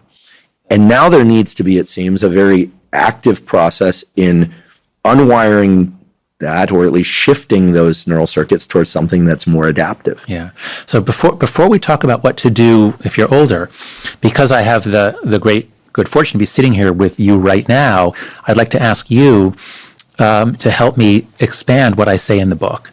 So you gave a description of critical periods where there's a hard beginning and end. And of sensitive periods are periods in which it's just a lot easier to learn something. And if you don't learn, so for example, phonology is one of the clearest cases. You accent, when a family moves to America from somewhere else, if you've got two kids in the family, like one of my advisors at Penn in grad school, Henry Gleitme, had a very, very heavy German accent. And his younger brother, 2 years younger, had no accent whatsoever, because Henry was 14 and his brother was 12 when they came to America from fleeing Nazi Germany. And so there's a sensitive period that kind of closes at puberty for language. So I talk about that in the book, and then I talk about a more speculative sensitive period that I've read about. A few people think this exists, and I cite a Japanese study of Japanese businessmen who moved to California in the 70s as Japanese businesses were thriving. And they looked at when did the kids come to feel American? And the answer was, if they came and left before age 9, nothing. They went back to Japan. They were totally Japanese. If they came when the kid was 15, nothing. The kid was already Japanese but wasn't going to ever feel American. If they came and spent a few years between about 9 and 15, then they go back to Japan. Now, especially if the kid's now 15 or 16, the kid now feels American and has trouble fitting back in. Puberty. Well, that's right. There's a period, it's early puberty, it's like just before puberty to sort of midway through puberty seems to be a sensitive period for culture learning and for identity, your very deep sense of who you are and how you relate to people. So this is speculative, but it does seem to fit a lot of interesting data. And the reason why I focus on this in the book, I decided late in the process, I knew I had to talk about puberty. I was going to have a section on it. I realized, oh my God, this is so important. I need a whole chapter on puberty.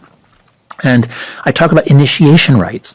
All over the world, adults think kids don't just turn into men and women. They need help. They need to be given the special knowledge. For boys, there's usually ordeals, more so than for girls.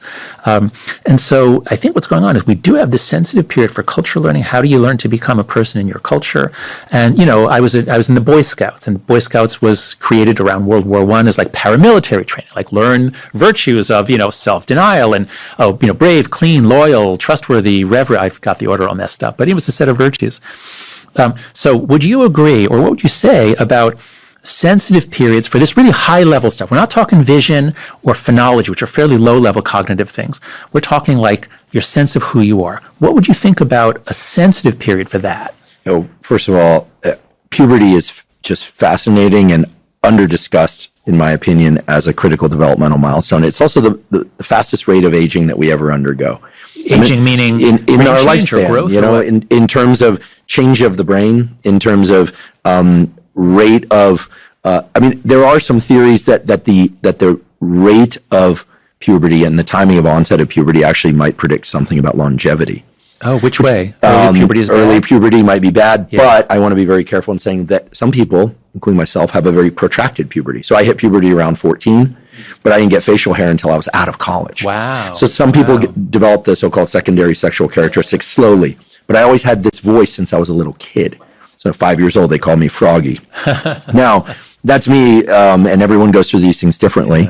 But puberty is the most profound brain change that one can undergo. Tell me more about it, because I just keep saying like, well, it starts in the back of the brain and then but be specific. What is happening to the brain during puberty that would be relevant here to a sensitive period? Okay, so this goes back to the biology that you accurately described earlier, which is that while we're in utero, if there's a Y chromosome, then a bunch of genes are made, like Mullerian inhibiting hormone. The Mullerian ducts become inhibited, the testes grow, then testosterone is secreted, and testosterone and some of its derivatives, like dihydrotestosterone, organize the brain, quote unquote, male. This is dangerous language nowadays. It's less dangerous now than it was 2 years ago. Okay, well, we're not talking about gender, we're talking about biological sex here. And we're not talking about the verb sex, we were talking about that earlier. We're talking about biological sex.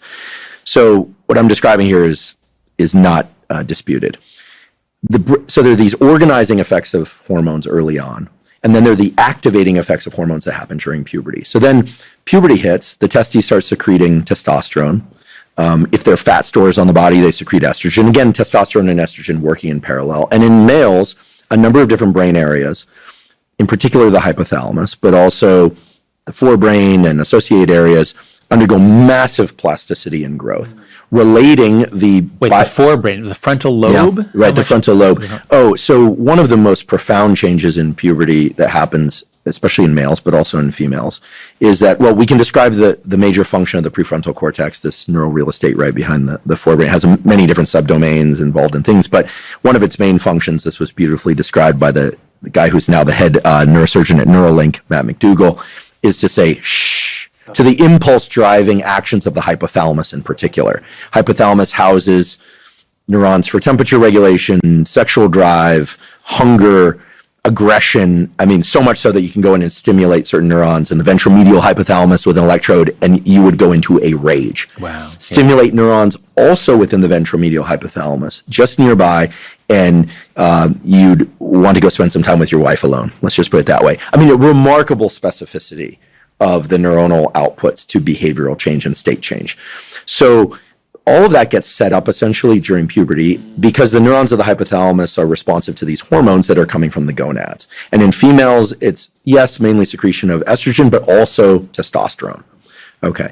So the brain is changing in dramatic ways, not the least of which is the forebrain is learning how to suppress impulse. Okay, and some of that gets feedback from behaviors, from parenting, learning how to suppress, from social reward or punishment. If it doesn't get daily practice in suppressing, if you're able to give in to all your urges.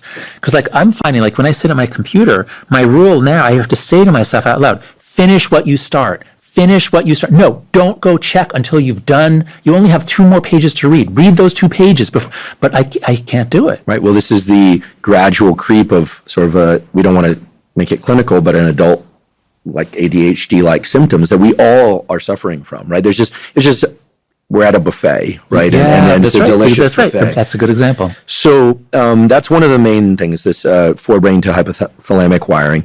The other is, and this is not trivial, and you mentioned in the context of language learning, and Dr. Eddie Chang, who's a neurosurgeon, actually chair of neurosurgery at UCSF, knows a lot about this, and critical periods, is that there are hormone effects on, say, like thickening of the vocal cords, which is why, on average, boys have deeper voices than girls and so forth. After puberty. And there's a lot of feedback from those signals in terms of the social world, because now a young boy whose voice deepens, who's also acquiring more knowledge, is talking to other people about that knowledge, and he's being treated differently, and there's feedback in terms of his self-concept. And that's where it gets kind of high-level abstract. In girls, there's feedback of, sometimes it's bodily changes, positive or negative feedback from peers, other girls and or boys, but also knowledge. She's out there talking about, well, you know, like she's brilliant in math or brilliant in literature, and getting the feedback, and then self-knowledge starts to accumulate, and the location of identity in the brain is unclear. It's probably a distributed network. There's probably an emergent property of a lot of different things.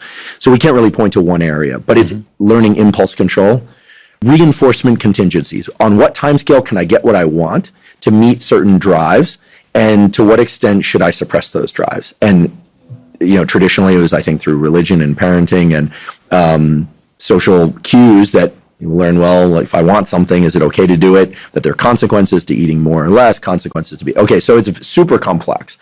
But that all happens sometimes in a summer. This is what's so amazing about puberty to me, or the acquisition of facial hair in a boy. Suddenly he's looked at differently. People will start projecting all sorts of futures on him. But we do this, I notice, I'm not a child psychologist, obviously, but as soon as my niece started drawing, she's going to be an artist. As soon as a boy starts building, or a girl starts, an architect. Gets a math problem right, she's going to be a mathematician. I mean, we project all this stuff, and there's no question that feeds back on identity. But in terms of online use, I can't even imagine how much of this is diminished by only showing a specific part of ourselves. And I can't even imagine how much of it is exacerbated in terms of what we are rewarded for during puberty. So here's what we know in both animals and humans, which is that neuroplasticity, while it responds to punishment, is exquisitely sensitive, becomes sort of a runaway train for more plasticity under conditions of dopamine reinforcement and reward. So you can imagine that the girl using the filter, the Instagram filter for who gets rewarded for looking a certain way, maybe excessively thin or something, or what leads to excessively thin. There's no question that rewards drive neuroplasticity faster than punishment. Make sure I understand this. You're saying, suppose a girl gets onto Instagram, and she's now consuming stuff about being thin, and for some reason she finds this rewarding. Are you saying that the quick dopamine circuits, or she posts something and she gets likes for it, are you saying that actually will extend neuroplasticity? The fact that she's getting more dopamine, rapid dopamine, that will make her more neuroplastic and her brain will change more? Yes, it will accelerate learning for whatever contingency led to that, whatever led to that. So we know this in animals and humans, even though they're exquisitely sensitive. Plasticity is exquisitely sensitive to punishment. It only takes one shock learning in one corner of a cage, or getting sick at one particular restaurant that you don't want to go back again. Yeah. But when it comes to social dynamics, we know that reward leads to almost what I would call runaway plasticity in the circuits that generated the behaviors that led to that particular reward. I mean, it's and there are a number of experiments that explain this, the work of Mike Merzenich at UCSF, who largely worked on adult plasticity, but showed that when you activate dopamine release in the brain, fortunately both during development but also in adulthood, you essentially create a window of superplasticity. Okay, that's so amazing. Dopamine reward, that neuromodulator, is a window for superplasticity, and evolutionarily it makes sense. Like, oh my goodness, there's abundance here of something. Time to learn something That's right. new. We've overemphasized the extent to which plasticity is driven by punishment, but the neuromodulators that allow for plasticity, in particular in puberty and as adults, are largely dopamine dependent and acetylcholine dependent. The acetylcholine generally increases focus, broadly speaking. I mean, it does a bunch of other things, controls muscular contraction, et cetera. But so what we're basically saying here is that if a kid gets a strongly reinforcing experience, I'd be willing to bet both arms that the neural circuits that help generate whatever behaviors led to that experience are going to be strengthened in one trial, to the extent that it will be very easy to generate those behaviors again. Okay. Yeah. So thank you. This is exactly what I wanted to know, to deepen the theorizing that I do in the book. So now this is actually the perfect time for us to switch over to the four main recommendations, because they build exactly on what you just said. They help me explain why this is so important. So I think one reason why the book seems to be doing very well and people seem to like it and pass it on is that it's not just doom and gloom. It's not just, oh, we've messed up our kids, oh, these terrible devices. Rather, it's about a vision of childhood, which is actually beautiful. It's the one that most of us older people had. It's with play outdoors and all. So my analysis in the book is that the reason why I got this far is because it's a set of collective action traps. Every 10-year-old needs a smartphone now because every other 10-year-old has one, and you don't want to make your kid be alone. So the 4 recommendations I have are 4 ways of breaking out on the trap, but the first 2 are really about delaying and getting past this period of plasticity, and you really helped me see why it's so urgent to delay until late puberty at least. So here are the 4 norms that I think can break us out of this trap. Norm number 1, no smartphone before high school. You can give your kid a flip phone. The millennials had flip phones. They came out fine. No access or no smartphone of their own? Your own. You can't have your own. And that would even go for an iPad. If you give your kid an iPad and say, here, Billy, this is your iPad. You can keep it in your room and use it anywhere in the house. And you can take it outside even, although maybe no Wi-Fi, whatever. The point is, the internet is an amazing thing, and you can have a computer in your living room or kitchen when you have young kids and they can do things on the computer, but you do not want to give your child the entire internet in his or her pocket, and you do not want the entire world to be able to reach your child whenever they want to. So it's just insane that we're giving children, even before puberty, a smartphone. Let them have a flip phone or a simple phone, watch something like that. That's rule number 1. Rule number 2 is the most relevant for what we're just talking about, and that is no social media until 16. There is, I believe, no way to make social media safe for children. That is, if they're going to be entering a domain in which prestige is gained by having posts that get the most likes and followers, you're making them be brand managers, you're making them be performative. This is not playful. They're going to be exposed to horrible, horrible things. I now ask young people, is there something that you saw when you were young that you really regret seeing? And a lot of them have an answer. My 21-year-old doorman just told me about the gauntlet, running the gauntlet. It's a series of 20 videos. It's a challenge. Can you watch these 20 videos, which end with, a Mexican drug gang dismembering a person who's alive? Things like that. Like, yes, I'm tough enough. I can do that. Really? At what age do you want your kids watching people being dismembered? 10? 11? Is that and okay? those images are forever burned on the brain. That's right. I didn't even watch the video. You know what? I'm sorry I said that. No, we won't provide a link. No, yeah. I'll say that trauma is defined as an adverse event that forever changes the way the brain responds in ways that make people less effective in life. So don't do it to yourself. Like, I wouldn't watch the Dahmer movie. Everyone was talking about the Dahmer movie. Yeah. All I had to see was 10 seconds of the trailer to know I'll pay money not to see that. That's right. Not because I couldn't because you can't get through it. I'm sure I could force myself to, but I don't want that in my neural real estate. That's right. It's just for obvious reasons. So let's go back to what you said about neuroplasticity. So because if it's true that puberty is a sensitive period for many higher level aspects of our humanity, such as identity, relationship skills, all that stuff, then you should be extra careful. When your kids are 9 to 15 years old, you should be extra careful about what's going into their eyes and ears.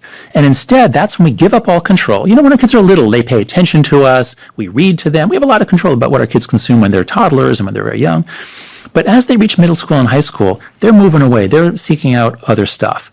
And that's exactly when we say, here's your own device. You want to go down a rabbit hole of eating disorder stuff?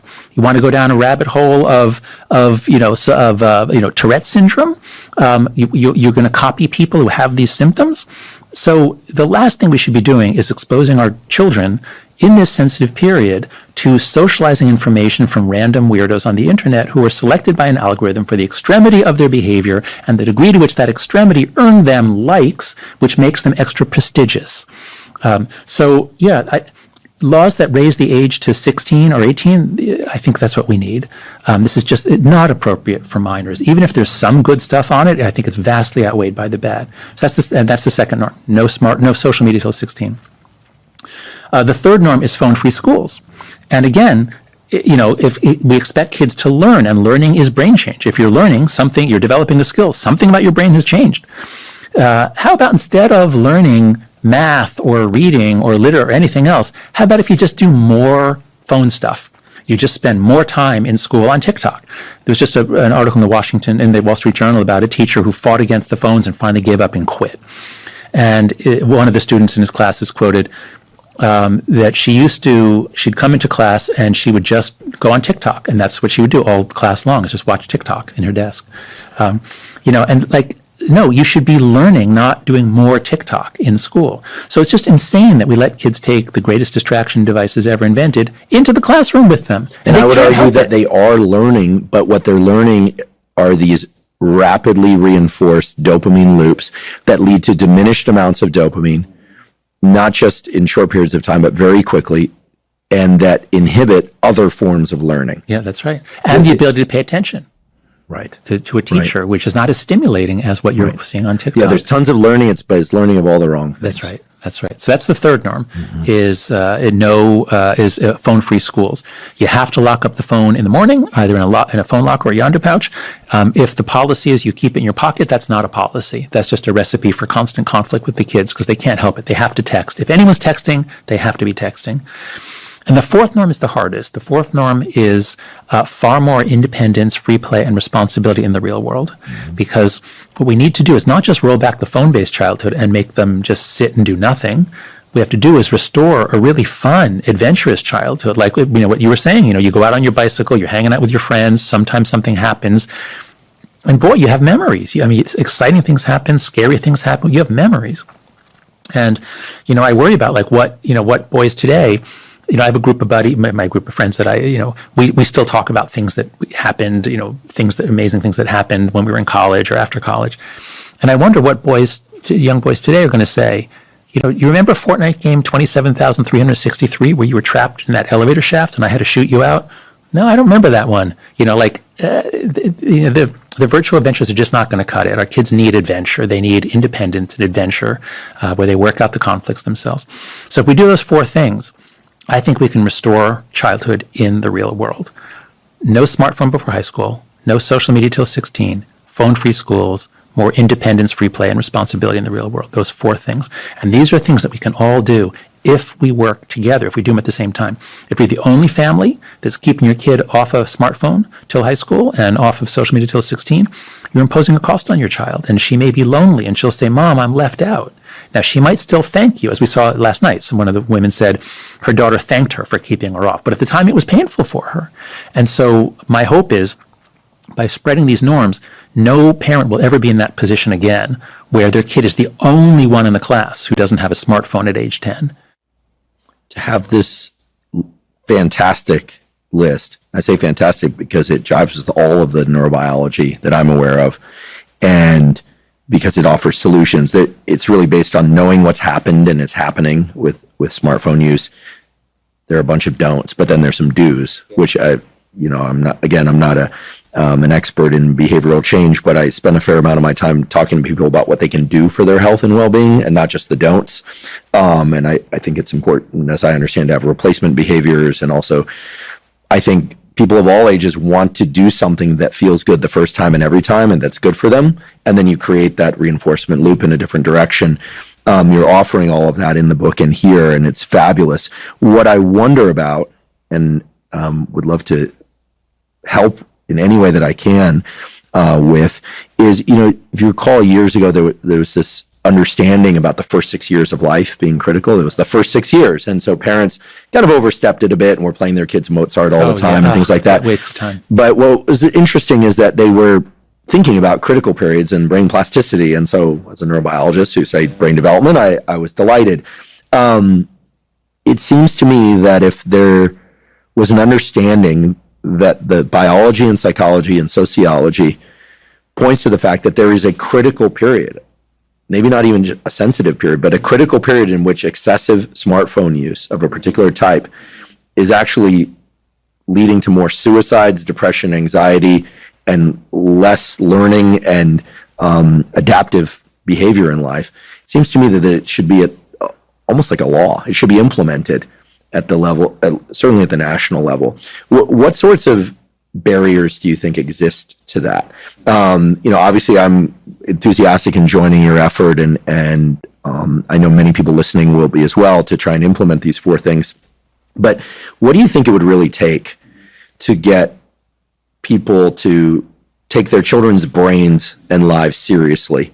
Because children can't be left to their own self-care to that degree. This is unfair, No, right? right. I mean, it's like telling a kid in a candy shop, like, hey, listen, figure it out. There's nutritious food down the street. It's unfair, right? It's like a puppy trying to do the, Westminster championship. It's like, it's not going to happen.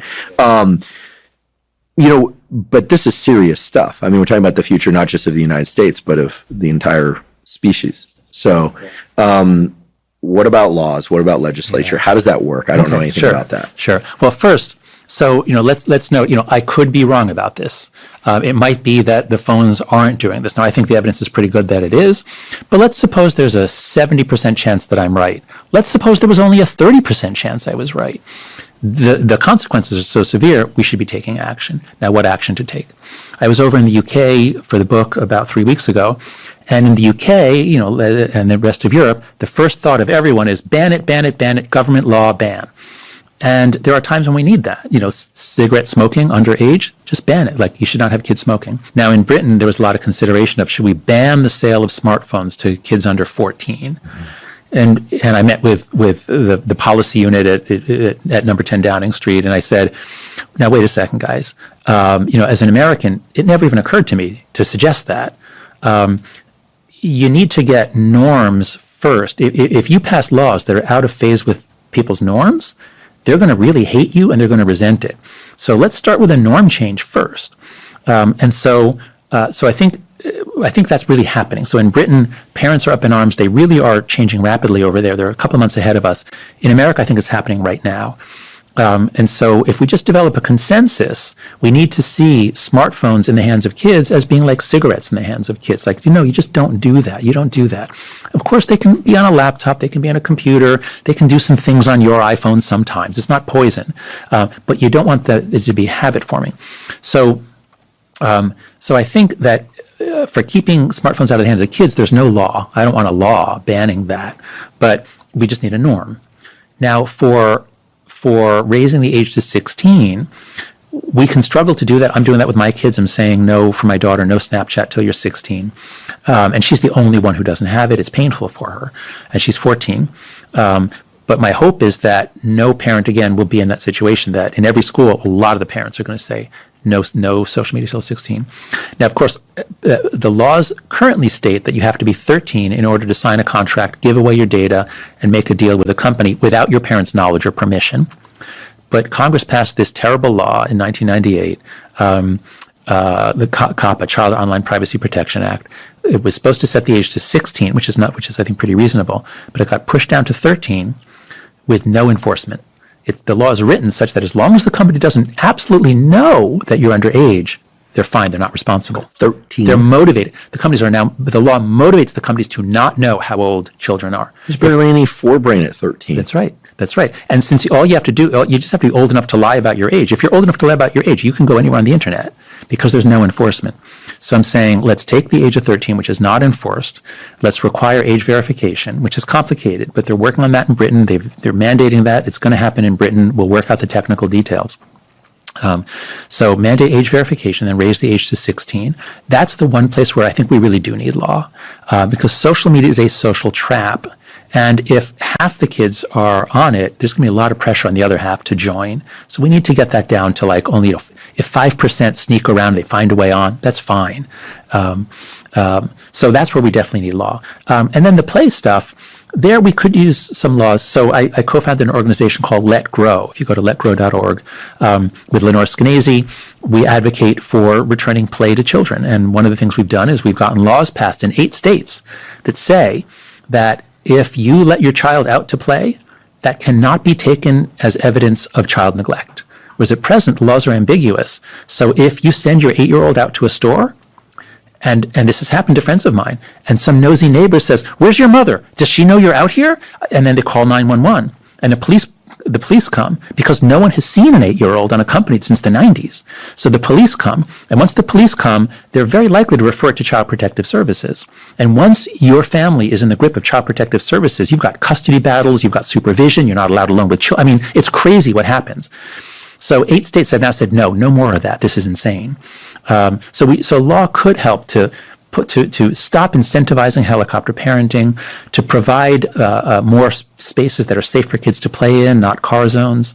So the book has the Anxious Generation. The whole fourth part of it is suggestions for governments, for tech companies, for schools, and for parents. There's a lot we can do to restore a play-based childhood in the real world. I realize that some of this is dependent on income for a household, et cetera, but is there any protective effect of, say, summer camp? Oh, yes. Or protective effect of even just after-school sport, where both the kids and the parents agree no phones on the field. You know, we're not taping for every goal. I mean, I love seeing my friends' kids, you know, getting a three-pointer at a game or something like that. I delight in that on Instagram, and it's wild that my friends, given who I know them to be growing up, have these kids and the stories I could tell. But in all seriousness, it's wonderful. And yet, I'm thinking they're taking a video of their kid playing the game. Wouldn't it be wonderful if there were no phones at after-school sports events? So it's a couple of hours, 3 times a week or once a week even, where at least these young brains are exposed to a different kind of reinforcement learning. That's right. The British have a saying, "Don't put your daughter on the stage, Mrs. Worthington," which is a line from an old Noel Coward song. And it acknowledges that especially for girls to grow up being looked at and admired and commented on about their looks is just really, really bad for them. But to grow up always being photographed, everything you do and posted online is really bad for them. So yes, in response to your question, first, summer camps are magic. Never send your child to a summer camp that doesn't ban phones, because this is the best chance you have for a detox. And I hear this story over and over again. You know, my girl got an iPhone when she was 11. She suddenly became surly, no longer the sweet, funny child she was. I sent her to summer camp the next summer.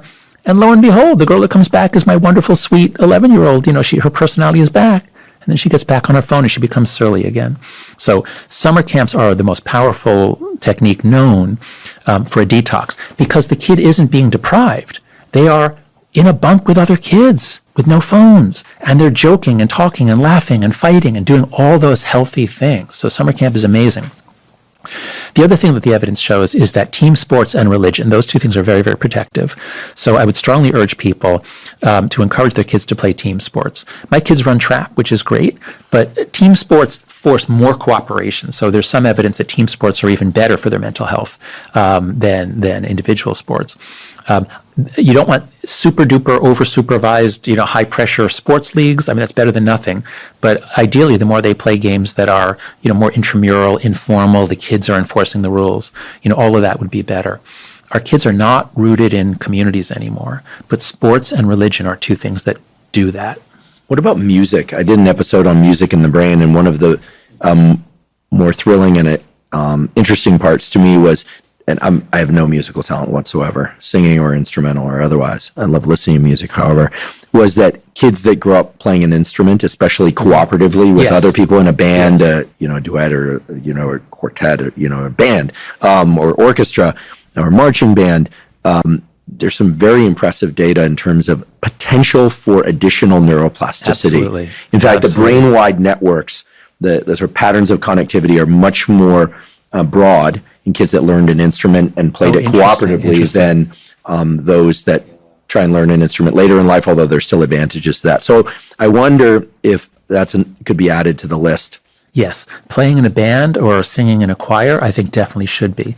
For a while, I was really interested in synchrony, and synchrony has all these really powerful effects. There's a wonderful book called Keeping Together in Time by William McNeill. He signed up or he was drafted into World War II, training at a camp in Texas. They're marching up and down with wooden guns because they don't have real guns. And at first it seemed stupid to him, but after a few days, his unit gets it. And when they're like a unit. They're like a centipede. They're in perfect, and it was like a loss of self. It was ecstatic. And so he goes off to World War II. He comes back and writes about, men in battle. He writes, that's a different book title. But those sorts of being in sync, those experiences, we are an ultra social species. We're much more social than dogs or chimpanzees. We have this ability to keep together in time and do things synchronously. And all around the world, that's what rituals used to do. It's thrilling. And so these self-transcendent experiences that you get from singing in a choir, from playing in a band. I don't have much talent either, but I did play in a informal rock band when I was at UVA. We called ourselves Pavlov's Dogs. We were all in the psych department. But the first time we got it, and we were all really in sync, it was totally thrilling. So yeah, the more you give your kids, I have a whole section actually in chapter 2 of the book on synchrony and attunement. We need to be in sync, and that's why face-to-face interaction is so important. Whereas when you're communicating on Instagram or any social media, it's asynchronous. You don't have the automatic attunement. Can I get a little new agey speculative? All right, let's go. I have a question. So I've heard you and others say that, kids and probably adults nowadays are not familiar with what it is to be bored. There's always an input. Movie, on social media, YouTube, there's always words streaming at us in audio or written. There's this concept that I love from the world of mindfulness, which used to be considered new agey, but now I think every academic campus has at least a few grants focused on meditation and its benefits and respiration breathwork and its benefits. So we've come a long way. But there's this concept of wordlessness, of the importance of being in states of wordlessness where we're not reading, we're not thinking in complete sentences, we're not taking in sensory information, and we, under those conditions, are able to actually register how we feel about things. So we become better tuned to sense our environment and input when it comes. And I wonder, because my experience of social media has been whether or not kids are on Instagram, Snapchat, etc., and they're doing it out of whatever compulsion, habit, addiction, whatever you want to call it. But I'm not sure it feels good to them. I'm not sure it does. I'm not sure it's like the ice cream that tastes delicious. I think it might start that way, and occasionally, they're jackpots, right? But that in large part, adults, but since we're talking about kids, let's talk about kids in this very critical, sensitive period of life, are not feeling good, and they might not even know they're not feeling good. They're just compulsively, and there I'm using the term loosely, not clinically, compulsively engaging. And so I wonder whether or not there's some benefit to kids not just being bored for experiencing boredom's sake, but learning to actually be a better sensor of what they like and don't like. Because when I talk to my niece or I talk to other young people now, they seem to be like becoming increasingly aware of how much some of the online stuff sucks. That's the language. They're not like, oh, it's awesome, don't take it away from me. They're like, I don't want to miss out, but it's also painful to them. It's like they're drinking from a fire hose of nails, and then every once in a while there's something that tastes good. It's not like they're like, this is so cool and that's so cool. But of course, if you give them a really cool video of a animal thing or a social dynamics thing or a war game or whatever, they'll get excited. But I don't get the impression that they're like, this is awesome. It's more like, this has me by the short hairs. It's got me scruffed and I'm just doing it and I don't know how to stop. That's certainly the way, certainly the way that boys reach out, young guys typically reach out about their porn addictions. I hear about this thousands of messages. Help me get over this. So I refer them to our episode on addiction by Dr. Anna Lemke from Stanford. I love her. Yeah, she's amazing. Oh yeah, listen to that episode. Yeah, she's spectacular. Or it's just that they're desperate. They're desperate. So I don't see it as all pleasure. I see it as mostly pain. That's right. So there's a lot going on here.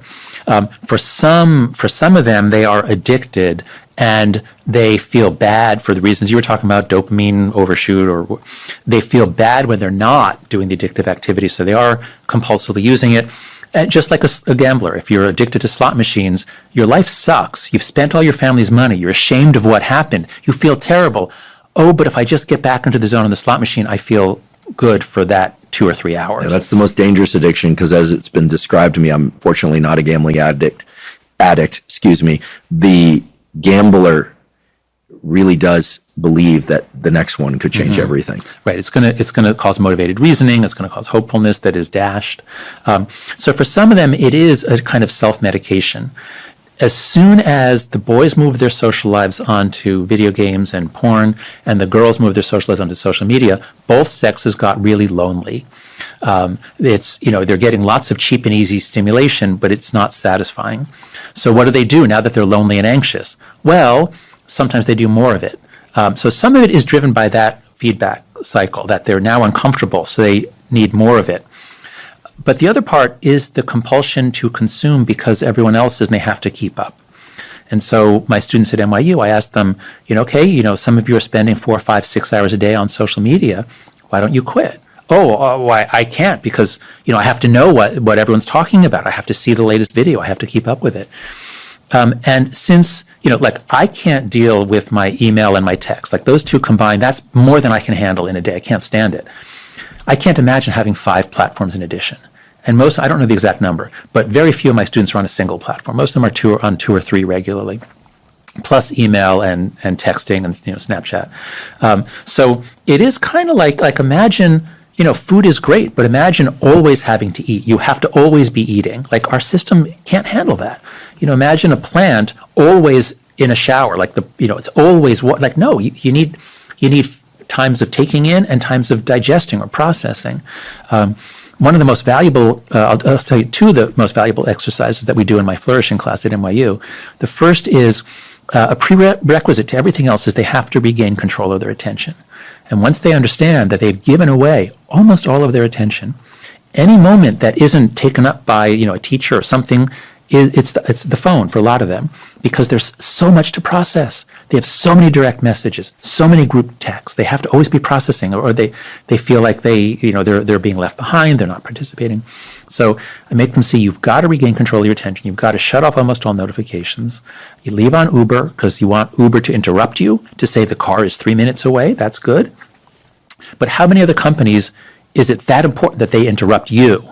Very, very few. So shut off almost all your notifications. Get social media off your phone. If you need to use it, you can use it on your computer, but don't always have it so that in every, at NYU, in any elevator, as students get on the elevator, the phone comes out because that's like 30 seconds and it's awkward. Take the phone out, scroll. I would argue the professors too.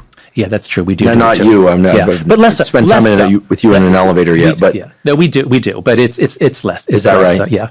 Yeah. And then the other one that I did is really memorable, and I talk about this in the book, is an awe walk. And I got this idea. My friend Dacher Keltner, he and I did research on awe long ago, and he really continued it. He wrote this amazing book called Awe. And there was a great episode. If you just Google Keltner and Tippett, so with Krista Tippett, he did this great discussion. He talks about how he used awe walks to help him process his brother's early death from cancer. And just walking in a beautiful environment, walk a little more slowly than usual. Don't have anything in your ears. Don't be listening to music. Don't even bring your phone. And just notice. And it's magical. It's amazing what happens when you do that. And for a lot of my students, they've never done that because they have to take in so much stuff. If I'm going from point A to point B, of course I'm going to be listening to a podcast or scrolling on my phone while I'm walking. And a lot of them, they really had these transformative experiences. We're right on Washington Square Park at NYU. We're built around Washington Square Park, which is a gorgeous, gorgeous park. It's really one of the most beautiful in America, certainly one of the most beautiful urban parks, I'd say. And the students who did their all walk through the park, a lot of them had these just amazing experiences. It's almost like their heart is opening. They feel more love for people. Their anxiety goes down. And so ever since so I did that myself. When I signed it, I did it too, and I had that sort of experience. So now, I love my AirPods. They're amazingly convenient, but I listen to them a lot less now. Like when I'm walking in New York City, I often just nothing, just look, process, think. So yes, I think young people are taking in way too much stuff. Total quantity of bytes is just 10 times what it should be. And they don't have time to process. They don't have time to develop an interior life, to think things through. So we just got to cut it way back. If I step back from everything that you've said thus far and is in your book, it seems as if until 2012 or so, what was rewarded in youth set us up for a more adaptive adulthood. But now everything that's being rewarded in youth, except from schools and teachers and parents, but what's being rewarded on a moment-to-moment basis for the majority of the waking life of these young people is maladaptive. Yes, that's right. It's so stark. That's right. think about it this way. Imagine that your children are having a life out in the real world. They're having adventures. They're doing things. They're building forts in the forest. They're doing all sorts of things. And then one day, a casino opens up nearby and it welcomes all the kids. And that's where they spend all their time, is in a casino. And they're in the care of a company that is trying to extract as much money as it can from them. And that's what they do 8 or 10 hours a day. It's an abomination to think that a casino could own our children's childhood. What if it wasn't a casino? What if it was a brothel for the boys? Would be more of interest, let's say. Like, again, inconceivable that we would let that happen. But what we've done is we've said, well, what if it's Snapchat? What if it's Instagram? What if it's Facebook? Well, not so much Facebook. What if it's TikTok? These companies, these are some of the largest and most powerful companies in the world. They essentially own our children's childhood. This is where childhood is taking place, on a few giant for-profit platforms that use an advertising-based business model. So they are motivated, like the casino, to keep them in. Don't have a clock. Don't let them see what time it is. Keep them in. Don't let them click over to a link to another site. Keep them in. We somehow have ceded our children's childhood to giant companies that have shown that they don't really care about our kids' welfare. They care much more about profitability, and they care about their customers, who are the advertisers. And these companies have been granted a special writ from the king. Congress said in Section 230, the Communications Decency Act in 1996, I think it was, Congress said, oh, and nobody can sue you. Nobody can sue you for what you show to their kids. There was a reason for that you don't want AOL to be responsible for everything anyone posts. But it's been so broadly interpreted that so far any attempt to regulate social media or any attempt to sue them is seen as like, no. So, it's just, we somehow slipped into this. And once you see it that way, that it's as though our kids are being raised in Harrah's casino, no, we've got to stop this. Last year, I had the opportunity to speak to some of the groups at these companies that are assigned to controlling the well-being of the young people that use their platforms. And the major emphasis was on the type of content. Yeah. So protecting them against child predators, protecting them against pornography. Yeah. But as you recall, at the beginning of the conversation, we broke things down into variables of time, specific content dynamics, and maybe the visual interface itself. I think for sake of today's discussion, the visual interface is probably the least interesting, but I can just tell you, looking at things up close, a lot not good. The eyeball lengthens, you become nearsighted, which is why spending 2 hours outside, even if on a tablet, has been shown to offset myopia in thousands of people, children. Anyway, there's that piece. But the time piece is interesting, right? Maybe limiting the total amount of time on social media. Obviously, the content issue is it only takes one exposure to a video of the sort that you described, the gauntlet. I never want to see it. Whatever has to be done to my phone so that I never see it, please let me know. But it just seems as if this has been allowed to, it's almost like an IV drip of glucose or something happening in the background. We're saying, okay, just stay rigged up to the glucose drip. And then we wonder why we're end up with, let's just say, cognitively obese children. Yeah, that's right.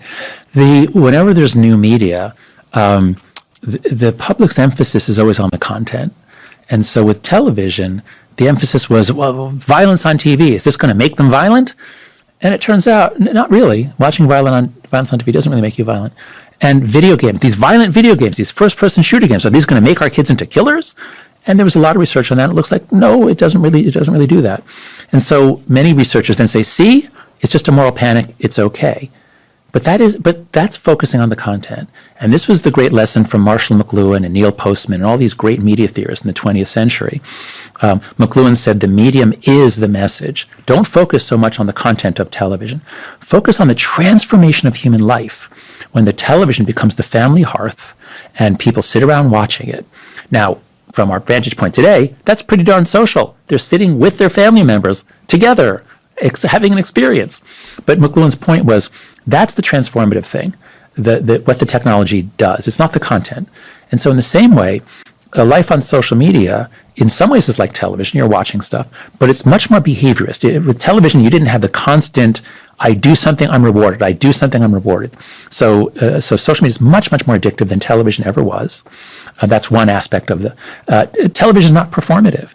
It doesn't make you live your life in front of a camera. You're not in front of a camera. You're a passive recipient. Whereas social media puts our kids in front of a camera. So in all these ways, we get distracted. And this is the way, in those Senate hearings, it was all focused on content. Can't we reduce the number of beheading videos and the child pornography? Suppose we, can't we reduce that by 90%? Wouldn't that be great? Senator, we have the, world leading technology in doing this.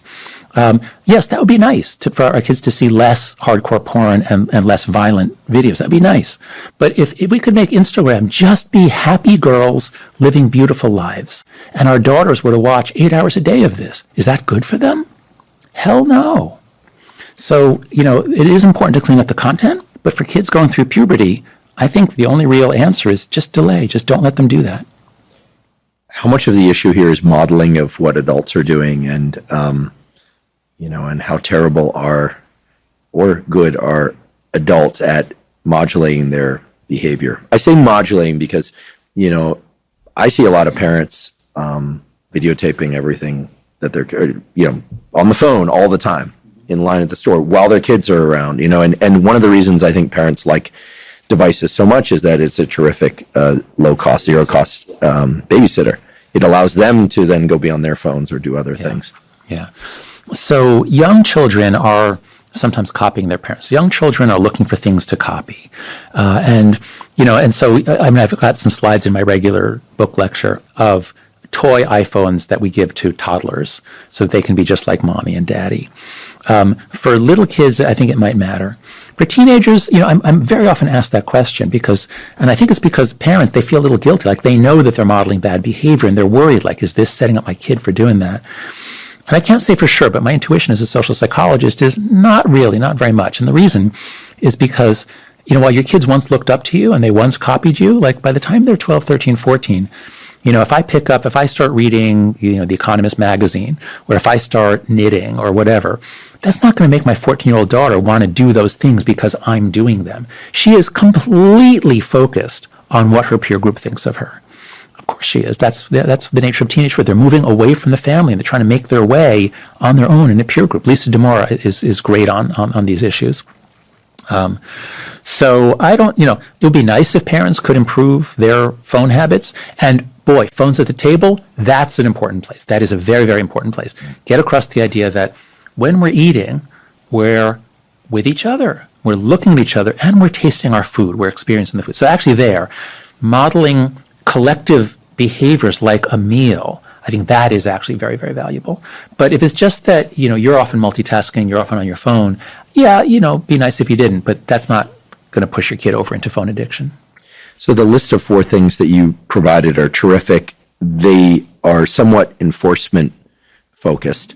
As I recall, and maybe this is not true, but as I recall, one of the ways that media was effective in getting kids to stop smoking was to pit them against these wealthy old white men who were in rooms filled with smoke, writhing their hands together, cackling about the amount of money they were making, stealing the health of young people. Whereas telling teenagers that smoking was bad for them did very little. Right. So is there a way to create a rebellion of sorts against the smartphone because kids love to rebel? Teens love to rebel. But first of all, they don't anymore.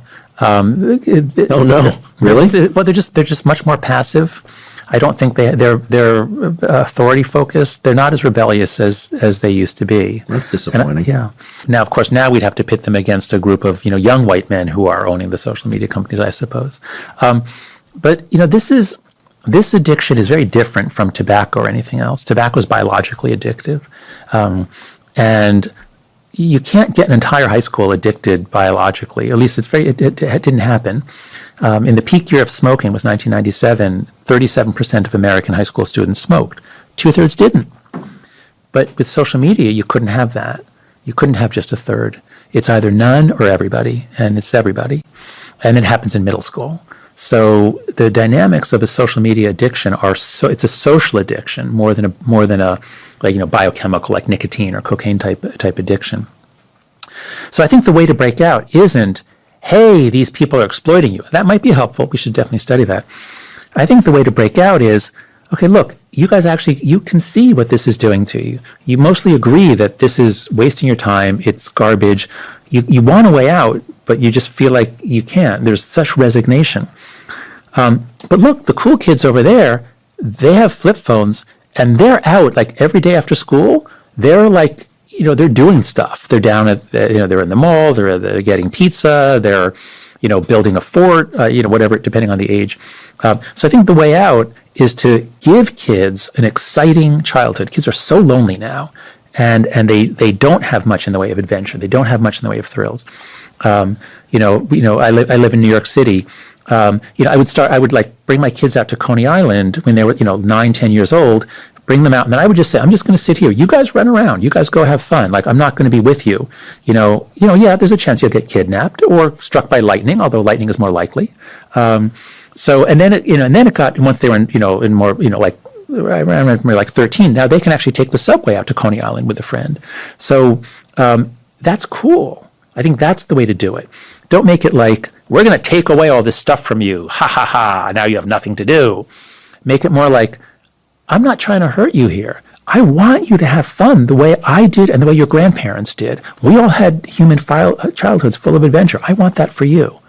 And I think most Gen Z will embrace that. They just don't want to do it alone. So the key is, if you're listening to this podcast, and if you have kids that are in elementary and middle school, be sure to talk with the parents of your kids' friends. So if you want to make some changes in your phone policies, if 4 families do it together, now your kid's not going to feel left out or deprived. And be sure to give them something. Give them, say, here, you know what? How about every Friday, let's call it Free Play Friday. No piano lessons on Friday, no nothing on Friday. Fridays, you all get together. You can start at anyone's house, go out, do what you want. We'll even, we'll give you more allowance, or we'll give you money to spend. But go have experiences. Then it's fun. It's not deprivation. I love the trust in kids to sort things out and to be safe enough. At least the statistics say that they're more likely to thrive under those conditions than to be kidnapped or have something terrible happen. I like it also because it merges your previous book, Coddling of the American Mind, with the current book, The Anxious Generation.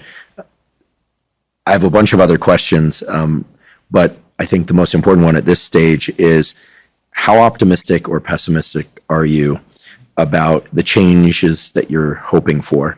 And then the second question is, how can we all help? I mean, you mentioned these 4 action items: no smartphone before high school, no social media until 16, phone-free schools, and to foster this exploration and independence. And we will propagate those 4 things as far and wide as we can. But I think everybody, parents and kids, I'm sure as well, want to know, like, what can we do? So optimism scale, 0 being like you're doing this as a last-ditch effort, but it's hopeless. Well, you wouldn't be here if you thought it was hopeless. So 1 to 10, 1 being just a sliver of hope, 10 being, we got this, same way we got other stuff in the I'm past. A 10. You're a 10. 10.0. Awesome. I love it. Yeah, and the reason is because I've never seen a situation like this. I've been involved in a lot of efforts to change attitudes. I ran a gun control group in college when I was 20, and that was impossible. And I've been involved in political campaigns. You're trying to persuade people, and you can't get their attention. And how do you message them? And it's really hard. That's the way anybody involved in social change has experienced that. That's most things. This is like you drop a spark and it just goes everywhere. So all over the world, all over the developed world, family life has become a fight over screen time. Almost every parent of a kid over 2 recognizes this. We all hate it. We're sick of it. And we've just been confused. The only real pushback I've gotten 2 kinds. One is I am in a normal academic debate with about 7 or 8 researchers who say there's not evidence of causality. I believe there is. We're marshaling evidence against each other. But by and large, almost everyone seems persuaded because they already knew this. They already thought it. They already saw it. And what I've done with the book is just given them some psychological concepts and some clear labels and a way out. And I'm so confident, in part because the revolution started in Britain in February. Yes, they drew on some of my older articles, but this was before my book came out. Parents are self-organizing. In Britain, the government is acting. They actually have a functioning legislature in Britain, and the government has led efforts to pass laws as well. So I know it's working in Britain, and I see it happening here now at a massive scale. The point of the book is collective action. And parents all over the country are heeding that. They're forming reading groups. They're going in a group to talk with the principal. The principals and teachers, they all hate the phones. It makes their lives impossible. They want a phone-free school, but they were afraid of the few parents who freak out if they can't text their child during class. If the schools are overwhelmed by parents saying, please lock up the phones, please let my child have 6 hours a day when she can listen to the teacher instead of do more TikTok. So I'm very, very confident that childhood is going to look very different within 2 years. I don't mean that there won't be 7-year-olds on phones, but in the same way that we flipped on smoking, we used to think it was okay to smoke in an airplane. We used to think it was okay to smoke in restaurants. It was okay to smoke everywhere, we thought. And now we don't. We don't think that anymore. That took a long time to change, but it did change.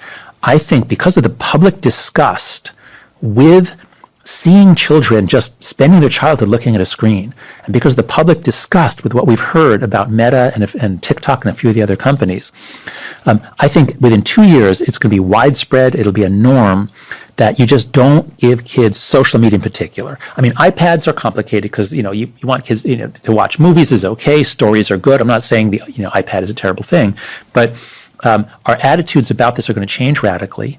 And I think the great majority of schools are going to be phone-free within 2 years. And we're already seeing more kids outside. Every day I get emails from grateful parents saying, because of your book, my 6-year-old, he wanted to ride his bicycle down to the end of our cul-de-sac. He wanted to ride down, circle, and come back.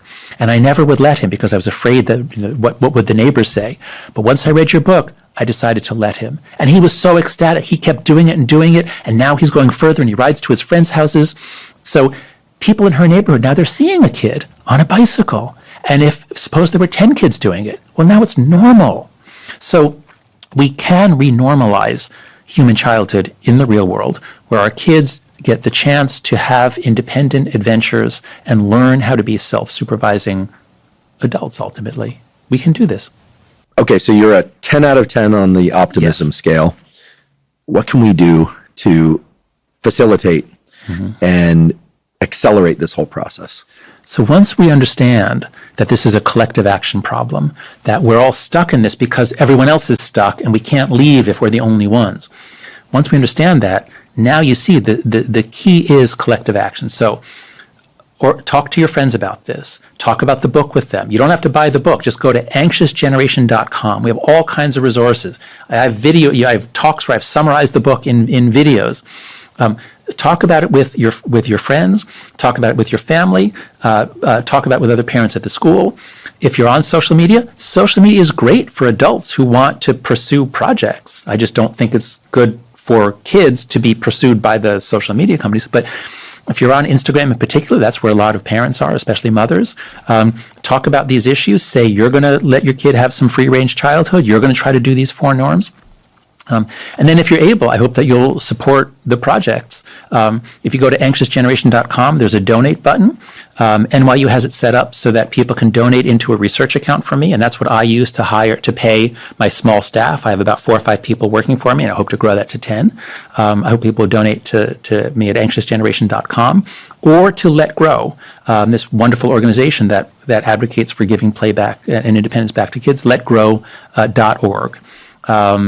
And if you know influential people, if you know state legislators, not a lot is, there is some, and in Congress, there is a very important bill, COSA, the Kids Online Safety Act. Contact your legislators about that. Say you support COSA. It could be coming up for a vote very, very soon. This is the one piece that really could get through the U.S. Congress. Beyond the Congress, a lot of states are acting, which is very, very exciting. So make your views known to your state legislators if you know them, or the mayor or governor if you know them. This is a collective action trap. The only way out is together. So if we act together, we can break this. Terrific. And we'll put links to all of those things you just mentioned in the show note captions. Jonathan, you're bringing the humanity back. It's remarkable. And, as a fellow academic, I have to say your depth of scholarship in terms of developing and researching these ideas, but also the vigor and the mission that you have around doing good and making sure that it happens soon, as opposed to waiting another 10 years and seeing just how bad this can get, is really inspiring. I feel it. I know for sure that people listening and watching feel it. And so I want to thank you for doing this work. Again, I loved Coddling in the American Mind because it just woke me up to how much things had changed and were changing. And it's such an important book. And The Anxious Generation is truly an important book. And I don't say that lightly. It's mission-driven, goal-driven, and it has actionable items that I'm certain many people listening to this are going to partake in. So on behalf of the listeners and viewers, and also myself, but also the positive change to come, I just want to say thank you for taking the time out of your very busy schedule. You're still a professor. You're also a public-facing health science educator. Yeah, like you, Yeah, so I feel like kinship there. For coming here and speaking with us today, and we'll provide links to the books and to these other resources in the show note captions. And would love to have you back again, hopefully in the not too distant future, so that we can review all the progress that you've stimulated. So thank you so much. Well, thanks so much, Andrew. And thanks for all the work that you do to make science cool and interesting. So I really appreciate your work, and I'm very grateful to you for having me on.